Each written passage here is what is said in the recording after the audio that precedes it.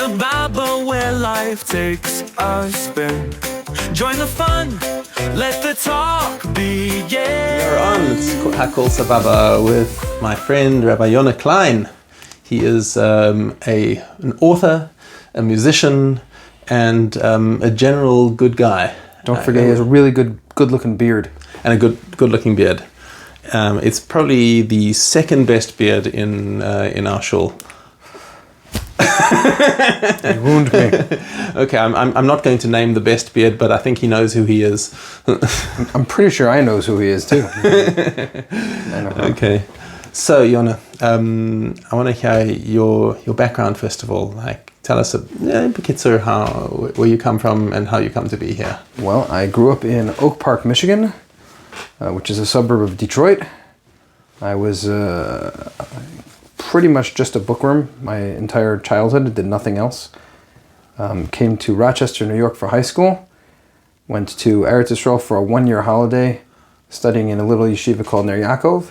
Mm-hmm. And apparently I lost my passport because that was 22 years ago, and I haven't quite made it back yet. So that was it. You came for a year and ended up staying. I had an admission to University of Michigan. They asked me to join their honors program, which is apparently very prestigious. At least that's what they told me. In what subject? There was no subject mentioned. Just anything. We'll take you. University of Michigan has a point system for how they decide whether they want you to come or not. Mm-hmm. So you're awarded points for all sorts of things, like if you have a high GPA, so there's X number of points you're awarded, and if a good SAT score is worth a lot of points. Yeah. And if you're black, it's worth a lot of points. Does that still apply? I think that they were sued, actually, about this. But for a long time, you just checked all the things, and then they looked at your points, and you were invited or not invited to come based on how many points you earned. And at the time, one of the best things you could do for points was to have a good SAT score. Yeah. So I happened to have a very good SAT score. I didn't have a lot of other things that I didn't have, but I had a great SAT score. So rather than applying the traditional way by writing the essay and filling out the document, I literally just mailed them a copy of the SATs with a half scribbled out form, and waited. And sure enough, they come back. Oh, we'd love you to join. So I said, great. So I got everything ready to go. And then there was a little thing called a yeshiva fair in my hometown where they were encouraging people to come to Israel for a year. Yeah. And I went because there was free food. And funny how that works. Yeah, so when they started having the whole talk about all the different yeshivos, I went outside to where the cake bar was because I didn't want to listen to anything, and there was a rabbi who had the same thought.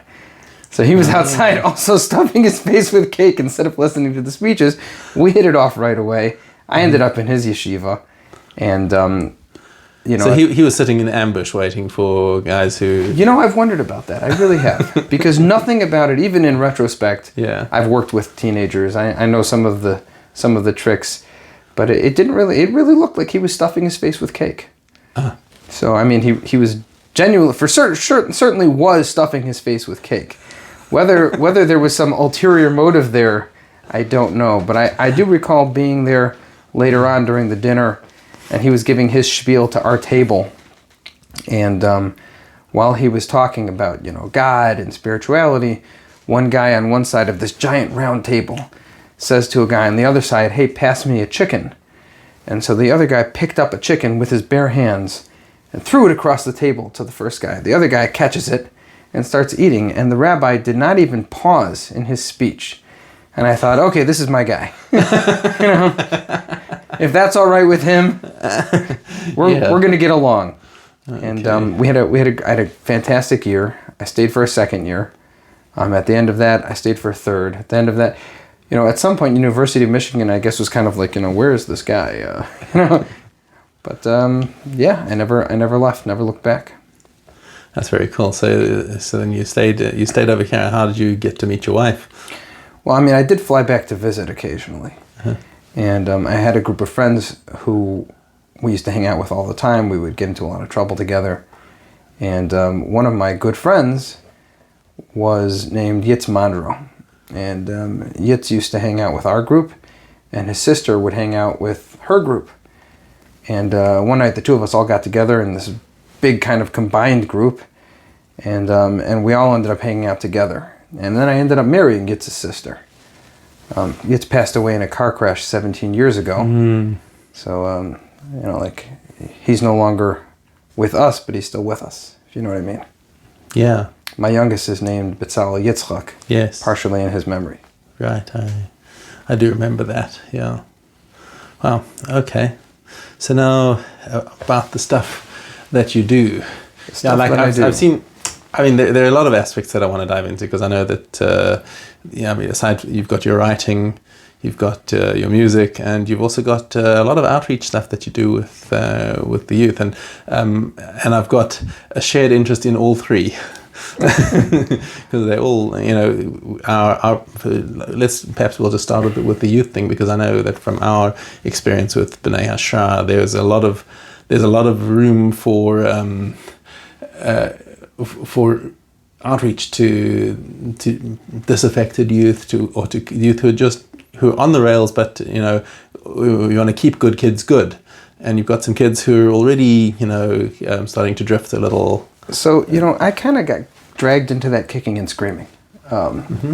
Obviously, I went to an outreach type of yeshiva. I was, I think, one of 2 people at the beginning of the year who was already keeping Shabbos. And I wasn't keeping it great, but I was at least keeping it. I remember waking up one morning, fading into consciousness while somebody was rocking out to Metallica in another room, blasting it on the speakers.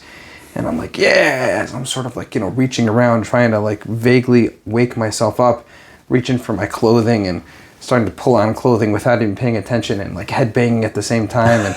And then I reached over and I grabbed my pants and I pulled them on, and I looked and they were my suit pants. And I was like, suit pants? It's Shabbos. Oh. And that was completely normal there. I was, but right. So I was definitely invested in that. But when I got married and I settled down, I really wanted to just sit and learn Torah and work on myself, at least for the foreseeable future. And then I think Akiva Naaman. Yeah, sure. He kept coming after me. Calls me up one day and he says, well, I have this minion of youth group kids, and every Friday night we meet, and I can't keep it going. I need somebody to take over. So I said, okay, well, if there's a need for something, that's always kind of been my attitude to a lot of things. One of the things you didn't mention, but one of the things that I do, I cook. I did not know a lick of cooking when I got married, and I don't like cooking. But my attitude was, I like eating, and my wife is a great cook, but she wasn't always able to do all the awesome things that I wanted to do. When right after you have a baby, it's not the time to say like, no, we have homemade challah. That's what it's got to be. So I said, okay, well, if she can't make the challah, I'll make the challah. So I learned how to make challah, and it's been like that like upward road. I don't necessarily recommend this, because then other people go, oh, he's doing it, and then you end up saddled. And you set the new standard for men in the neighborhood. But so my attitude has always been, you do whatever needs doing at the moment. Somebody asked me, I come from a very masculine type of family. Everybody's good with their hands. We're all very physical. Martial arts and sports and woodwork and plumbing, and we do all these things. And then somebody said to me, so what are you doing in the kitchen? So I said, the most manly thing I can think of is filling whatever need arises. Yeah. There's no food on the table? Good. Make the food. Kid needs a diaper changed? Good. You change the diaper. It seems to me very unmasculine to go, oh, I can't do that. I'm not good at it. It's too scary for me. Yes. So a lot of the time that ends up meaning that I'm doing things that I'm not comfortable with. And then you learn to be comfortable with them. And outreach was the same way. I started working with these kids because there needed to be somebody doing this. And I was asked to. So what am I going to do? Say, go find somebody else? Right? Mm-hmm. Like, oh, that's not my mitzvah. That's how mitzvahs end up being, lost. That's how they end up in a corner. Right. So I said, okay, so I'll do this until something else comes along. And rather than something else coming along, it became more of a mitzvah, and there's more things to do. And one day I got a phone call from someone saying, by this time my weekly minyan was long gone, but somebody called me up and said, well, we're doing a thing for Yom Norayim, Rosh Hashanah Yom Kippur. We need somebody to do this. And so I said, okay. So I showed up, and, we're now 12, 15 years into it. We have families that come every year. We print out our own machzorim. It's become like a whole miniature kahila of people who needed something a little bit different. And how is it different? Forgive me, some of my family have davened in your minyan. Yeah. I have never personally. But how is it different? Well, why not? No, because I'm normally davening from the Amud in my minyan. That's right. So how is it different? Well, the first thing that I said was, when we started, we had a group of kids who would not have davened the whole davening. So I said, all right, well, we'll just do, for Rosh Hashanah, let's say, we'll just blow the shofar and do musaf. And we'll just schmooze for a little while beforehand. So I davened Shachris, in fact, with your minyan. And then I would rush off in the middle of Shachris and go to them, and we had somebody blow the shofar, and we would talk, and we would do musaf, a very quick thing. And one year the guys asked for a little bit more of a full service. Mm-hmm. So instead of, let's say, everybody shows up and you daven for a long time and there's no talking, and then you get to a break and the Rav talks for 45 minutes, and then you get back to it. I said, these guys aren't going to handle that. But we had Rabbi Shimon Appisdorf joining us for the first few years. And he said, well, you know what I'll do is I'll just, we'll pause the davening periodically, and we'll give 5-minute drushes about what's going on in the davening. Mm. And that was really, really effective, because you can pinpoint, you can say, well, this is important. This is why this is important. Here's something you can think about right now to sort of help you get into the mood of it. It keeps drawing your focus back into what's happening. And then right back into the davening. Yes. And people love it. Mm. It's a tremendous amount of pressure on me, because instead of speaking once for 45 minutes, I got to speak 45 times for 1 minute. It's a whole different world. But so we gather a bunch of different speakers, and we have this type of and the singing is we try and make it. Interestingly enough, I found that I try and do things as traditionally as possible, because here are people who don't know what the tradition is. Right. So I don't want to veer too far away. So we try and keep the tunes, the types of tunes that everybody already knows, because they don't necessarily know them. Mm-hmm. And I try to with Rosh Hashanah and Yom Kippur, there's a lot of piyutim, poems, and many of them everyone says, and many of them only a few communities say. So in my machzor, we just don't include them. They're not there. So that because it's very distracting when people are trying to figure out what's going on, and you flip 5 pages in your machzor, or there's instructions on every page about exactly how people do it. Not just, take 3 steps back like in Shemona Esrei. Mm-hmm. But this piece, traditionally, most communities sing it together. Some communities, just the chazan reads it and everyone listens, just so that they should know what's going on. You can see it on the page, and it's in Hebrew and in English, because we're in a bilingual community. Right. So I'm trying to just sort of make it, for many years, we need somebody for this now if you're interested, but for many years we had a guy who would daven nates and then come, just so that he could mingle with anybody who needed somebody to talk to. He's already davened, there's no pressure on him. Right. So he's just there for whatever needs happening. And we really try and do all sorts of things, that whatever we can to sort of make it comfortable. I told somebody recently, I said, in my ideal vision of this, whatever you want to call it, shul, so there would be a couch in the back. Everybody else is davening and seats at tables and whatever it is, but if somebody needs just a place to relax and to feel comfortable, so right there in the back, should be fine. And we've never had problems with people, talking too loudly and disturbing. We've never had that in all the decade or more that we've been doing this. Right, because if you don't feel like you've got an obligation to be there, you could walk out any time if you Absolutely, want. And people sometimes do. I always found it hilarious in a certain sense, like, Yom Kippur, I'm very often at the Amud, so I don't really know quite what's going on. I know a little bit, but I just recall, I would turn around in Shachris and we'd have 12 adult males. And I don't know how many women are behind the mechitza, and some kids. Mm-hmm. And then I turn around in Ne'ilah, and there's like breathing room only. It was like 50, 60 people. Yeah. And where did they all come from?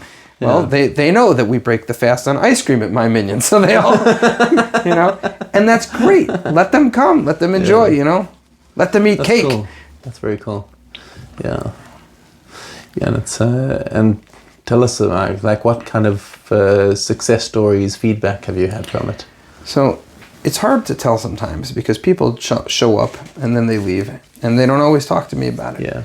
But every year I get 1 or 2 messages from people with comments like somebody said, "This was the first year that I ever enjoyed davening on Yom Kippur." Or someone said, "I don't think I would have davened in a shul." Or somebody said, "I don't think my child would have davened in a shul if not for your minyan." Somebody sent me a message and said, "We've been here now for 2-3 years since we made Aliyah, and we never felt like we were in a place that we belonged until now." Hey there, this is Charles Bear. I'm your host on Hakol Sababa. I hope you're enjoying our content. And if you'd like to see more content like this and better content, maybe you can do me a favor. If you're on YouTube, please can you just go and click that subscribe button? And if you're on Spotify, click the follow button under my podcast. The more people that I've got following and subscribing to my channel, the more the algorithm wants to promote my content and show it to more people, and success breeds success. It snowballs. Also, when we're looking for guests to come onto the show, it's a lot more of an incentive for them to come on the show if we got, for example, 100,000 subscribers or something modest like that. So if you can just do me a solid, it'll take you a second and it'll cost you nothing. Just go and click subscribe, follow, whatever it is, and I hope you enjoy the rest of the show. So it's extremely difficult to gather all of this together. And yeah, sure. I mean, you're never going to get the 100% feedback of it, but I know it's just relating to it from the B'nai Hashra experience. For those who are unfamiliar with B'nai Hashra, it's a youth movement that my wife started, and I stood by and gave a lot of support from the sidelines. But I also get to share some nachas from it because it's not so much an outreach organization, but it's something that gives kids a positive positive role models, something good to look forward to. That I think, just to take a step back, I think I don't know if you recall, but about 20 years ago, the Ramat Beit Shemesh was. It was there was a big issue. There were a lot of issues, and I think socially the problem was that you had all these parents who were dam immigrants, and the kids are going to Chadarim and with their Hasidic rabbis who are telling them like exactly everything that their parents are not, and telling them that this hechsher is glatt treif, and the kids are saying, I'm not like my parents. I'm speaking Hebrew. My parents can barely eke out a word in Hebrew. But I'm not like these rabbis who like with the payas and the long beards, and I don't relate to their attitude. There's a dissonance, and they say like, where am I? I don't fit in.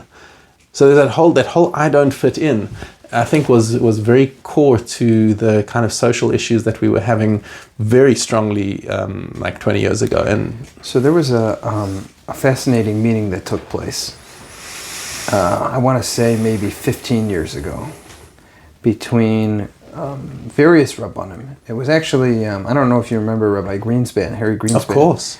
So he, I think, was the driving force. He pushed this, and he got Rav Leff, I think, it was involved, and Rav Yaakov Haber was involved, and they sat down, they had a meeting, and they asked me to type it up. So I got to see all of the inside story of it. And between that and I was preparing a series of lectures on the subject that I never delivered, but I began to look into this, and I think we identified 7 different reasons why kids of religious families end up going off the derech, becoming irreligious. And immigrant issues was a major one. It all boils down, in other words, to a sense of not feeling like you belong. Mm-hmm. And the second that a kid that it's not working, whatever worldview you're being given, children, adults, when it doesn't work, you begin to question, is this what I really want? Now, this is not like an ethical, philosophical thing. You can't fix this by showing somebody a taisvus. Yeah. Right? I had a Rav once who said, nobody is going off the derech anymore today because they can't resolve the fact that God knows what you're going to do, and yet you have free will. Right? That's not why they're going off the derech. They're going off the derech because of cheeseburgers. Meaning that a secular lifestyle is very often more appealing than a religious lifestyle. And also because of traumas in the religious world. Well, so that's my point. If it's not working for whatever the reason is, if your lifestyle is not giving you whatever a human being needs in order to be happy and satisfied, then all the questions that you and I feel like, okay, it's a question, you know. Right, then it becomes like a good fake because. Yeah. And say, yes, I'm going off because I can't believe that, find anything and say I can't believe that God could allow a Holocaust to happen. There's an old Yiddish phrase, von der Kasche starrt man nicht, which means basically nobody ever died from a question. It means, okay, if you have a question, you have a question. They say a story that the Medrash says Yaakov Avinu lo mes, he didn't die. So everybody asked the question, but the pasuk says Vayigva, he died. So okay, von der Kasche starrt man nicht. You don't die from questions. But the thing is, you don't die from questions, but if you're dying, then all of a sudden questions become so much bigger. If a person has unresolved traumas in the family, or, and this is a huge one, if people that in your mind represent your religion are people that, right or wrong, you have a problem with, right? They're mean to you, they're mean to other people, you see them behaving in ways that you don't think are ethical, or for whatever reason they're doing the right thing, but to you it feels wrong, right? People who have undiagnosed learning disabilities, so they're going through life thinking that they're dumb, right? That is not religion's fault, it's not their parents' fault, it's nobody's fault. But what ends up happening is the lifestyle that I'm being brought up with is not doing it for me. Yeah. Right? People who have been abused and it's not dealt with either because the parents don't know or because the parents don't know what to do about it. Or because the parents are involved. Or because the parents are the abusers. People always blame the parents, but it doesn't have to be. Yeah. But another big category are essentially situations where what the parents are giving over is not something that the kid needs or wants. So if a kid's being given a type of Judaism that is so machmir that it's strangling them, or and in reverse, and I've seen this a lot, parents who are giving over a version of Judaism to their kids that is so shallow and lukewarm that it has no hold, right? Why do we keep Shabbos? All we do all day during Shabbos is sit around and do nothing and be miserable. So the parents go, well, no, this is Shabbos. It's very important. Yes, but why? Well, I don't know. That's what my rabbi says. Okay, well, what your rabbi says isn't important to me. And then the kid goes and finds himself some other thing. And then there's this thing called, I think the therapist called deviancy training. Deviancy training means in Eastern Europe, if Yiddishkeit wasn't doing it for you. So what would you do? You would start to slowly seep away from your Masorah, and everybody all of a sudden turned their backs on you. You couldn't make it with the Goyim, can't make it with the Jews. So there was tremendous amount of social pressure to keep a person connected, because otherwise they've got nowhere to go socially, emotionally. Now that didn't always work, but it meant that the process of going off the derech was a much bigger decision, and it took a lot more, I don't want to say courage, but resolve before a person was fully committed to leaving the fold. But over here, you have a kid who asks a question one day in Cheder, and the Rebbe says, "Oh, that's a terrible question. You know, anyone who asks that question doesn't belong in a Jewish Cheder," which is a stupid thing to say. Pardon me, but like, what? We're the nation, we're the religion of asking questions. Yeah. Every question is a good question, unless it's a bad question. You give the kid a candy for asking a question at the Seder. At my Seder, I throw marshmallows everywhere. I say to the kids, you ask a good question, you get a marshmallow. You ask a question because you're trying to bother me, that's not a marshmallow question. But any good question gets a marshmallow. My guest this year said, if you wanted to have an effective Seder, maybe you should say, keep quiet and you get a marshmallow. I said, no, that's not how we do it. Every good question gets a marshmallow. So if a kid hears that question, you belong out of the Cheder. So what's he going to do? He goes out of the Cheder because that's what his Rebbe told him to do. He told him to go out of the Cheder. What does he find outside? 10,000 people who are smoking, dealing drugs, breaking Shabbos and everything else, who say, you're one of us. Come, we'll be your best friend. And they're not lying. They're not trying to trick him. They genuinely want to be his friend. That's a whole community of people who are much more welcoming, much more accepting, and you already, quote-unquote, fit in. How do you know? Because your Rebbe told you. Yeah. Deviancy training, it means when there's a community of people who are already behaving like this, the change can be very sudden. Yeah, and there's not as much friction as there used to be, as you say. Right. Sorry, I lost my train of thought there a second. This is something that I end up getting on a rant on. So sorry. No, that's. But that's you were talking about people who, who are not off the derech and aren't necessarily even what we would qualify as at risk. Right. So that puts me back on my train of thought. I was thinking of with the Bnei Hashra, and just giving them role models, and I think that was like the secret sauce from the beginning of Bnei Hashra, was choosing the right madrichim.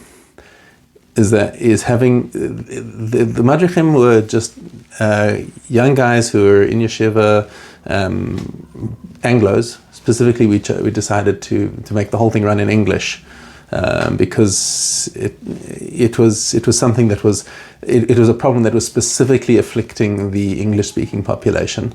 And there were good guys, solid guys who were strong in their Yiddishkeit, but also knew how to throw a basketball. Right, decent guys, yeah. But you know how to have a bit of fun and have a balanced outlook on life, which was a lot more in keeping with the sort of culture of the homes that they came from.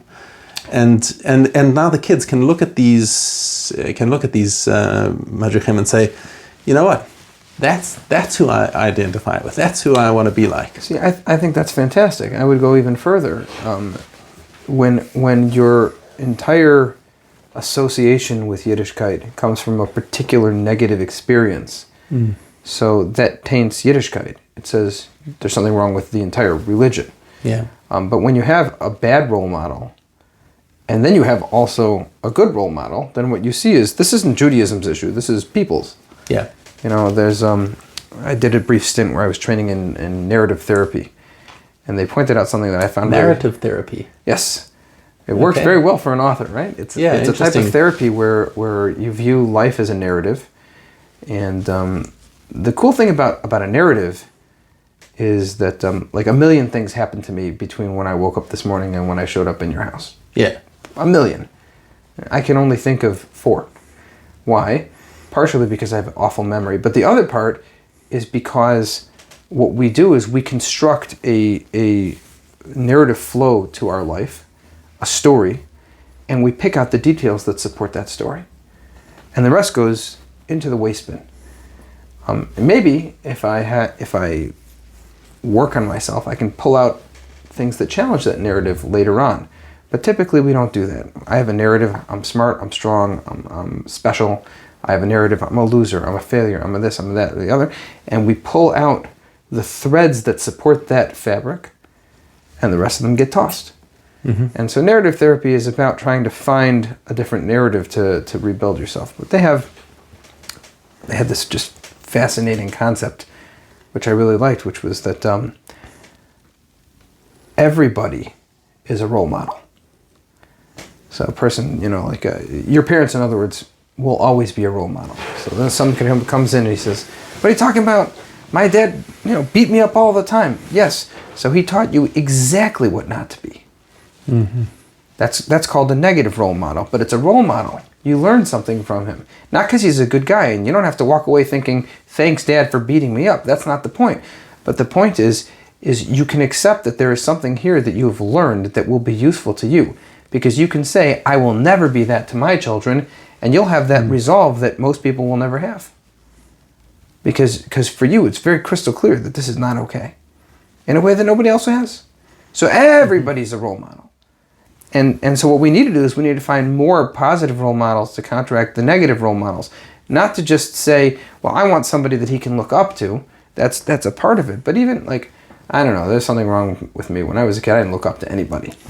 Right? I never looked at someone and said, I want to be like that guy. I was too headstrong. Okay? But if I saw somebody who was genuinely a decent person, someone that I wasn't upset to be around.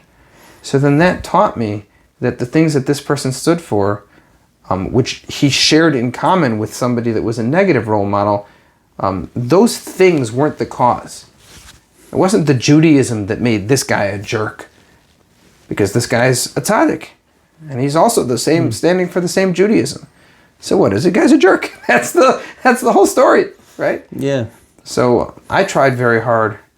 I know that a lot of people who are doing outreach, they want to look more in a way that that the kids can identify with. So I know a guy who shaved his beard, and a lot of people go around. They don't wear a black hat. This is not a conversation about whether these are good or bad things. Right. My attitude towards a black hat, which I wear, is that it's completely irrelevant.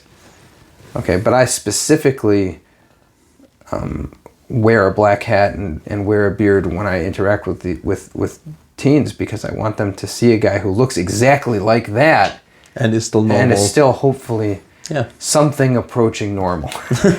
I mean, it's still me, but you know. Okay, but we'll take what we can get. That's right. I can only be me. I can't be somebody else. No, I agree with that approach. I think the point being that you as you said, you should demonstrate that the clothing is kind of irrelevant. Right, which is funny because we really do focus a lot on clothing. You know, Shabbos you wear a suit, and you know, we have a special garment for Yom Kippur. You know, right, but that's between you and God.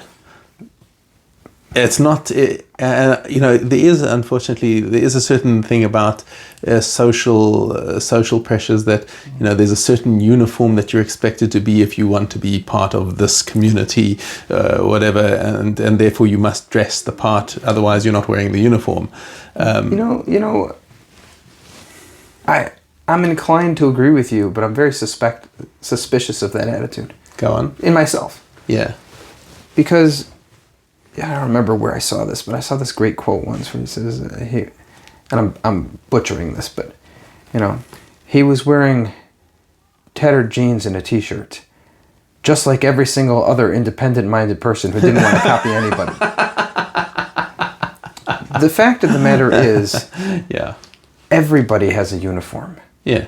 If you want to wear something that is not at all a uniform, you'll have to go specifically looking like a fashion mogul to find something that is nobody else has worn. And then what you're doing is you're crafting a look which defines you by making the statement, I don't want to look like anybody else. You can't escape it.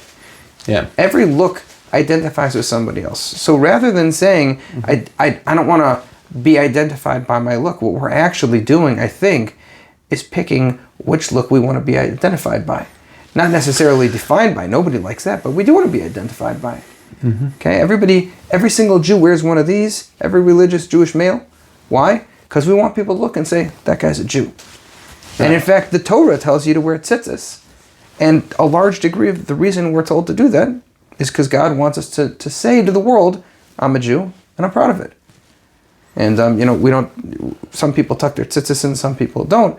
But ideally, the halacha says you should leave your tzitzis out, because the whole point is to say, I am a Jew, and I've got nothing wrong with it. I'm not embarrassed about it. I'm not afraid of it. Let the world know. Right. So, I mean, I think that it is a thing that we do. The over focus on it becomes an issue.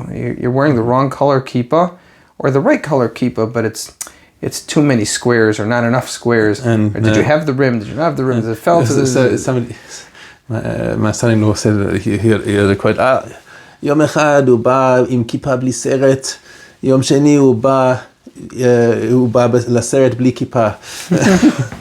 He's coming to the... You know, there's a story.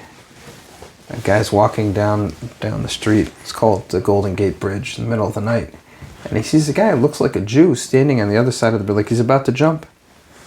So he runs over to him and he says, wait, what are you doing? So the guy says, I have nothing left to live for. So he says, hold on, come on. You look like a Jew. Are you Jewish? He says, yeah. He says, you're religious? He says, yeah. He says, are you Ashkenazi or Sephardi? He says, I'm Ashkenazi. He goes, all right, are you Litvish or are you Hasidish? He says, I'm Litvish. So he says, are you German Litvish or Eastern European Litvish? Eastern European. Are you Slobodka Eastern European Litvish? Or are you Navardic Eastern European Litvish? Okay, we're starting to split. So the guy goes, Navardic? He goes, Apikairos, and pushes him off. This is not necessarily the type of identifier that we really want to be having. But there are things that we do that are just a part of saying, like, this is the type of thing that I belong to.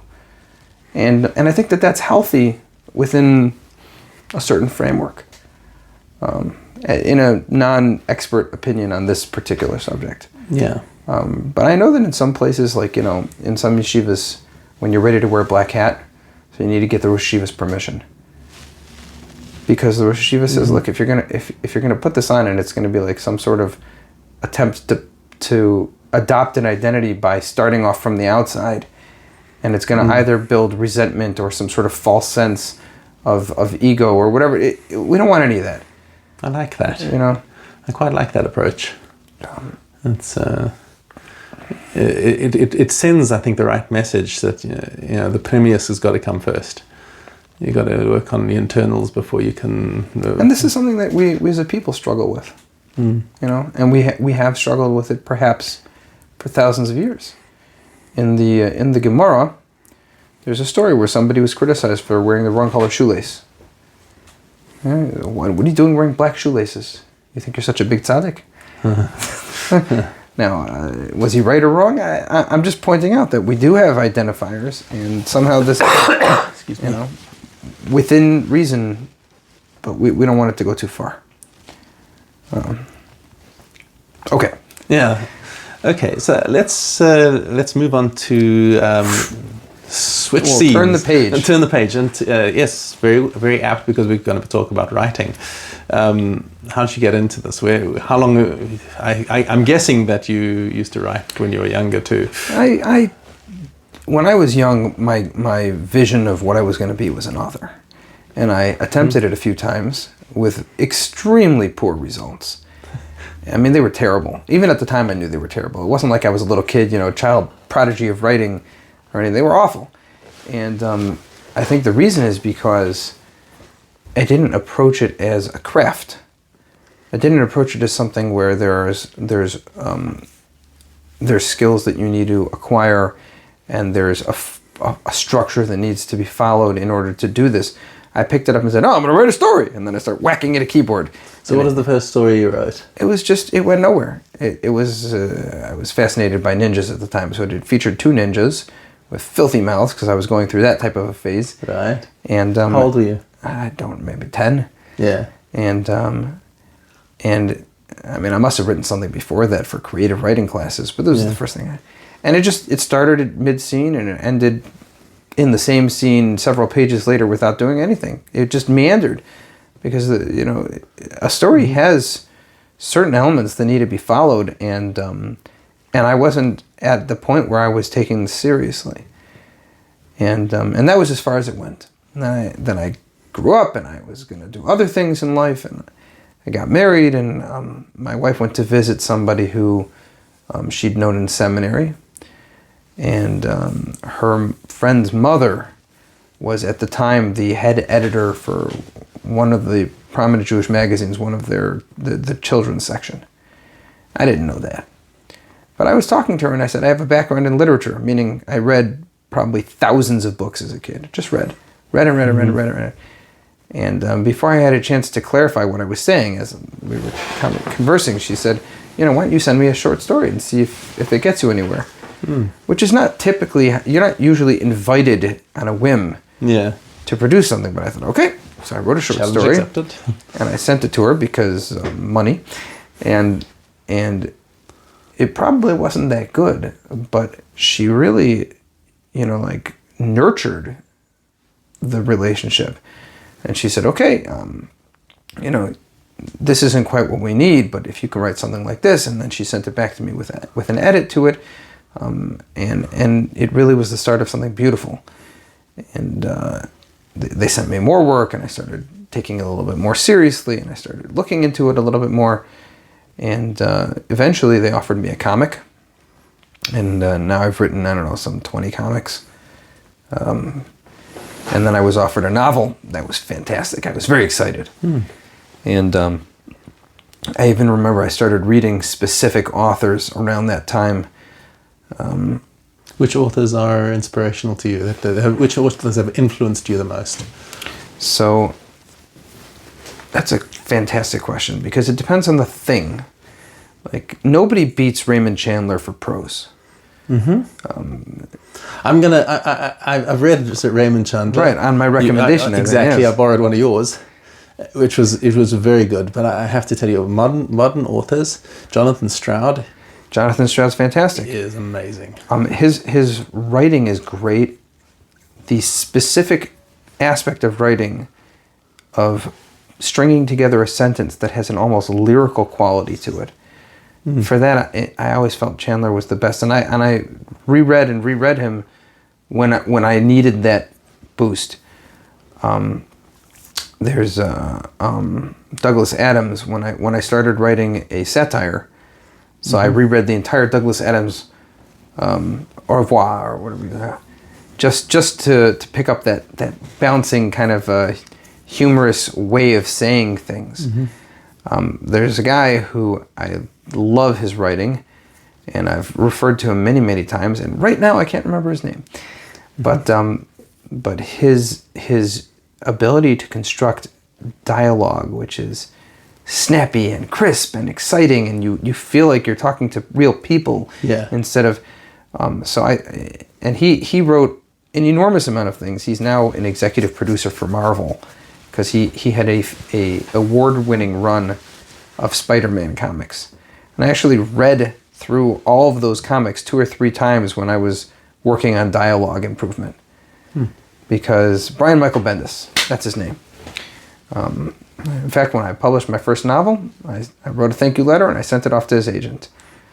Because fantastic way that he constructs dialogue. And so like each aspect... Did you get an acknowledgement? So the agent said, wow, this is beautiful, thank you so much, I will definitely forward it. And Brian Michael Bendis has gone on record publicly as saying, I love getting fan mail and I'm always careful to answer every single one. Well, that being said, Brian, if you're listening, I'm still waiting for that letter. But yeah, he's fantastic. And I don't think he does very much writing now. He's got too much on his plate, but he basically constructed the modern Marvel characters. A lot of them, an enormous amount of the mythology that they've built comes from his version. So there's him. There's a guy, Stephen Brust, who wrote a series of fantasy novels, which I learned a lot about unusual takes on writing. His action sequences in particular were very surreal and kind of interesting, the way that they sort of give you spurts of action in between individual things, and I pulled a lot out of that. So each aspect of writing, I looked to something else. I got into spy novels for a while. Less exciting than I would have thought, but there was a lot there too. So you learn a lot from each spot. I feel like I want to share my own influences at the same time. Go for it. It's love to hear it.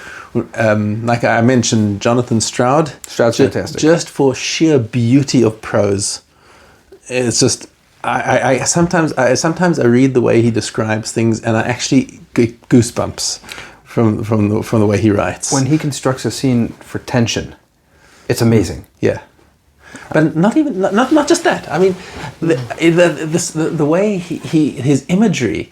I mean, if you've read Lockwood and Co. Sure, I read it from you. Right, exactly. But then I subsequently got a copy because.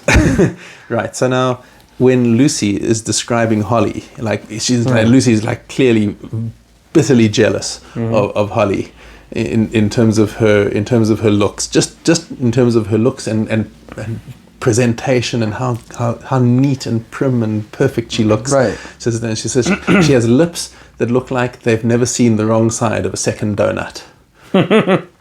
Look at that! I just think, there you go. Oh my word! This like, who thought of that? That is just such. You know who I think is fantastic. Yeah. There's a lot of debate about this one, so I'm going to throw it out there just so that we can have a fight. Maybe I think you're on my side actually. But, in terms of just understanding little subtle internal struggles, and in terms of constructing extremely well-written stories, not necessarily lyrical prose, but prose that you understand exactly what's going on, and you don't notice the author's hand as much. Yeah. J.K. Rowling. Ah! yes. Yes. I see this. She was next on my list. I see this all the time. All the time I see in writers groups people belittle her as she is a modern master. She did a few interesting stories that kids loved, and they're really not that great. And they rightly point to the enormous amount of flaws in the Harry Potter universe. But the truth is, there's an enormous amount of flaws there, partially at least because it's one of the most expansive universes ever created. Yes. So nobody can hold on to that much detail. The story arc has got so many different streams and different directions. If I have one criticism of her, it is that, like many authors, certainly like myself, the more she gets into the story, the longer it takes her to tell the tale. So that you can see the progression in the book sizes as you go along. Yeah. And I get the feeling that she shifted gears. She shifted tones. Right. Between books 1 to 3 were targeting kids. Right. They're very pleasant and upbeat and nobody dies. And rather silly. Yeah. They're rather fun, Yeah, they're kind of fun, whimsical and whimsical is a good word. Yeah. And then from book 4 they start getting dark. Right. And that's about where you go, whoa, this is quite good. But then And I actually wonder, like when she started book 1, did she have the story arc that was going to culminate in book 7 in mind? They say that she did, but I have to imagine that it was very vague. Yeah. Because she clearly starts, and you do this, people do this. I always considered her to be a fantastic author. Yeah. But when I really started to be impressed and take her seriously was another, Raymond Chandler obviously is one of the kings of the noir detective genre. Mm-hmm. So I'm very interested in that type of genre. And I picked up a book by a fellow that I had never heard of before named Robert Galbraith. And it was fantastic. Yeah. For those of you who don't know, Robert Galbraith is J.K. Rowling. And I read the first one of the Cormoran Strike novels, and not your cup of tea. I think it was just too potty mouthed for me. Yeah. It was like I could finish it, but I just didn't want to pick up the next one because it was crime novels in general are like that. So you have to accept it or go away from it. And I agree with you; it's perfectly fine to do so. Yeah. But what fascinates me about that is here is a woman who has made capital B billions of dollars. Yeah. Writing sweet, whimsical children's stories that get dark but are so lovely and wholesome, and then shifted gears so much. I wondered at first, did she have this lingering, festering need to cut loose? I think she actually did it as an experiment. I think she wanted to see if Harry Potter was a fluke, and that it just got caught up, and everything she came out with subsequently just automatically got bought. And she wanted to see if she wrote something under a different name, would it be as popular? So she not only wrote it under a different name, but she submitted it without anyone at the publishing agency knowing who it was. Uh-huh. Her first novel, she had one contact at the publishing agency who she said, "I'm J.K. Rowling, but you can't tell your boss. All I want from you is to pass this along so that it gets seen. I don't want you to in any way promote it, just make sure that someone sees it." So Robert Galbraith was signed to his first book without anyone knowing who it was. And the publishers did not know that they were dealing with J.K. Rowling until after they had agreed to publish a second book, if I remember correctly. Mm-hmm. And the thing is, I started reading these, and they follow... It's like she did one novel of each kind of noir detective story. Mm-hmm. There's the novel where the client turns out to be the murderer. Right. There's the novel with the literary themes. There's each one of them turns out to be a different... There's the novel where a serial killer is on the loose who ends up targeting one of the main characters. Each one of these stories, I haven't tracked them all yet, but each one of these stories I saw was like... it was like she was challenging herself. Can I do one of those? Can I do one of those? All right, now I'm going to do this. And they all come out fantastic. And yet they hold together as a series of stories that are interesting in and of themselves, without it being a literary tour de force. So I think it's fascinating to read. I read them for just for the stylistic cues as well. Mm-hmm.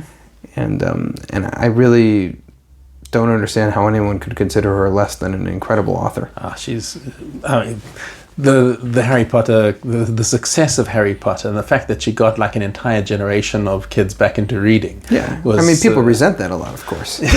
She's made billions of dollars. Yes, that's. And she should enjoy them in good health. And while it's true that you certainly can be successful without having talent, it's very hard to be that successful without having any talent. Yeah. She's fantastically good. Yeah. End of story. Quite literally. Yeah. And one of my other big influences is Owen Colfer. Right. Artemis Fowl. So you and I have a difference of opinion about that. I never liked the Artemis Fowl series. Oh, yeah. I read the first one. I think I borrowed it from you also. Yeah. And it just seemed to me to be a little bit camp. Yeah. But it's not as polished as either as Harry Potter or as Jonathan Stroud. But what I really enjoyed about it was the banter. Yeah. It's the most amazing banter between the characters, and that was one of my big influences on my books. I imagined the banter, between Artemis Fowl characters when I put them into my own books, and it was actually, I think Owen Colfer probably wound up being one of the biggest influences on my writing in that respect. And also in terms of descriptions of action scenes, breaking things into like very small sentences. Right. Things happened. Things broke. What does Right. There's a fascinatingly large amount of information about prose, which is like, if you construct a sentence like this, it will feel like that. Very interesting things. Like if your sentences are very short, it conveys a sense of immediacy. Mm-hmm. If you pull back and only do external observations, so it can create a sort of sense that like a person has lost track of their internal monologue. Mm. There's all these different like ways to go about creating a sentence that very often feels sort of subconscious. You're just writing, right? I'll tell you what happened.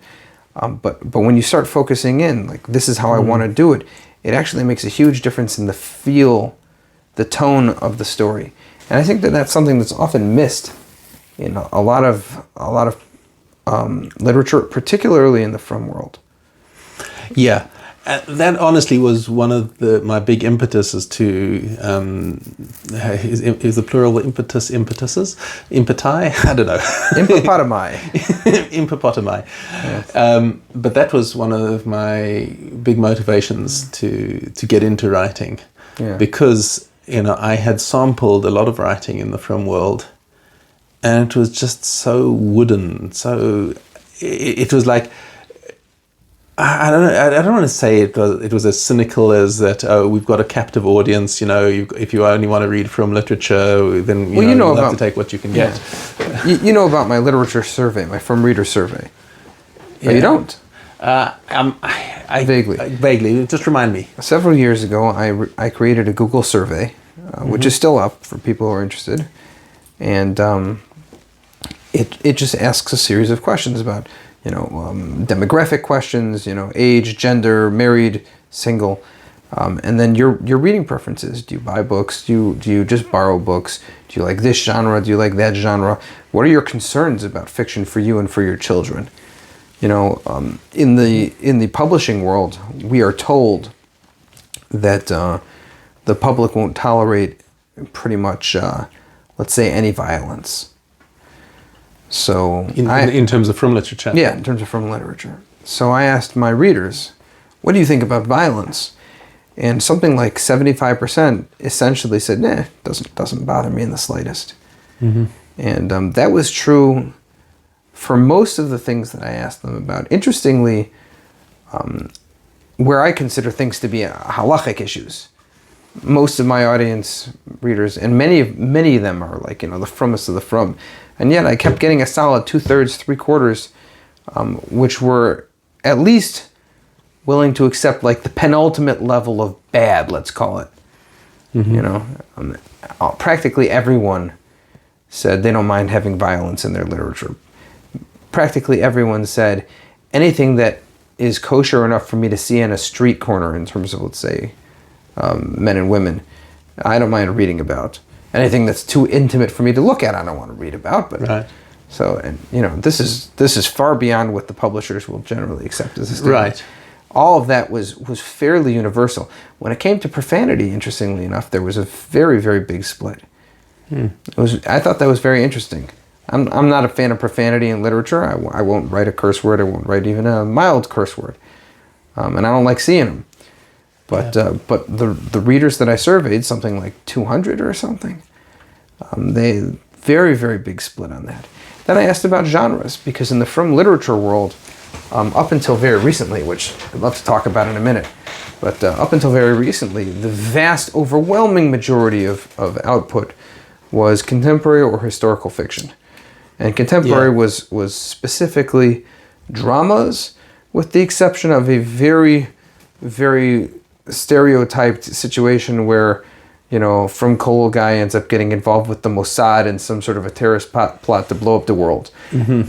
So shelf that for a second, and you end up with a whole bunch of tearjerker dramas for middle-aged women to book club books. Yeah, exactly. And there's nothing wrong with that, but it certainly doesn't attract that's my only attention. one genre. It's one genre. So I asked my readers, who are these people who buy these books? What genres do you want? And they said everything. Westerns, science fiction, fantasy. Somebody asked me for a horror, Jewish frum horror fiction. I don't even know how you would do that. I don't know, but they wanted it. They wanted everything. They wanted detective stories, and where are these offerings for these people? And so many of them said, a large percentage of those surveyed said, I would prefer to only read Jewish fiction from a religious perspective. Yeah. But I'm just not getting what I want out of it. Yeah. I can't. It's not satisfying the need. So they turn to other things. So I said, well, in that case, that's our manifesto, right? That's what we have to go about. And I also asked, though, if you're not satisfied with what's out there, why do you think that it's not as good as you would like it to be? And that was fascinating. That opened up. This sounds like some interesting feedback coming, and because I'm going to give you my answer as well. But let's hear what your feedback. Because there was the standard answers like, yeah, these people are lousy writers, Thanks, But no, our present company excluded. Yes, of course. But somebody said, there's such a concern about writing something that would may hashkafically offend someone, that you're limited to pretty much one story. Yes. Or somebody else wrote 3 stories and then detailed them, which was rather embarrassing. Because somebody wrote? There's only 3 stories in the frum world, and then they wrote out what the 3 stories are. And that was extraordinarily was it on the mark? Yeah. Yeah. I felt for the frum world, I felt like, a little bit embarrassed.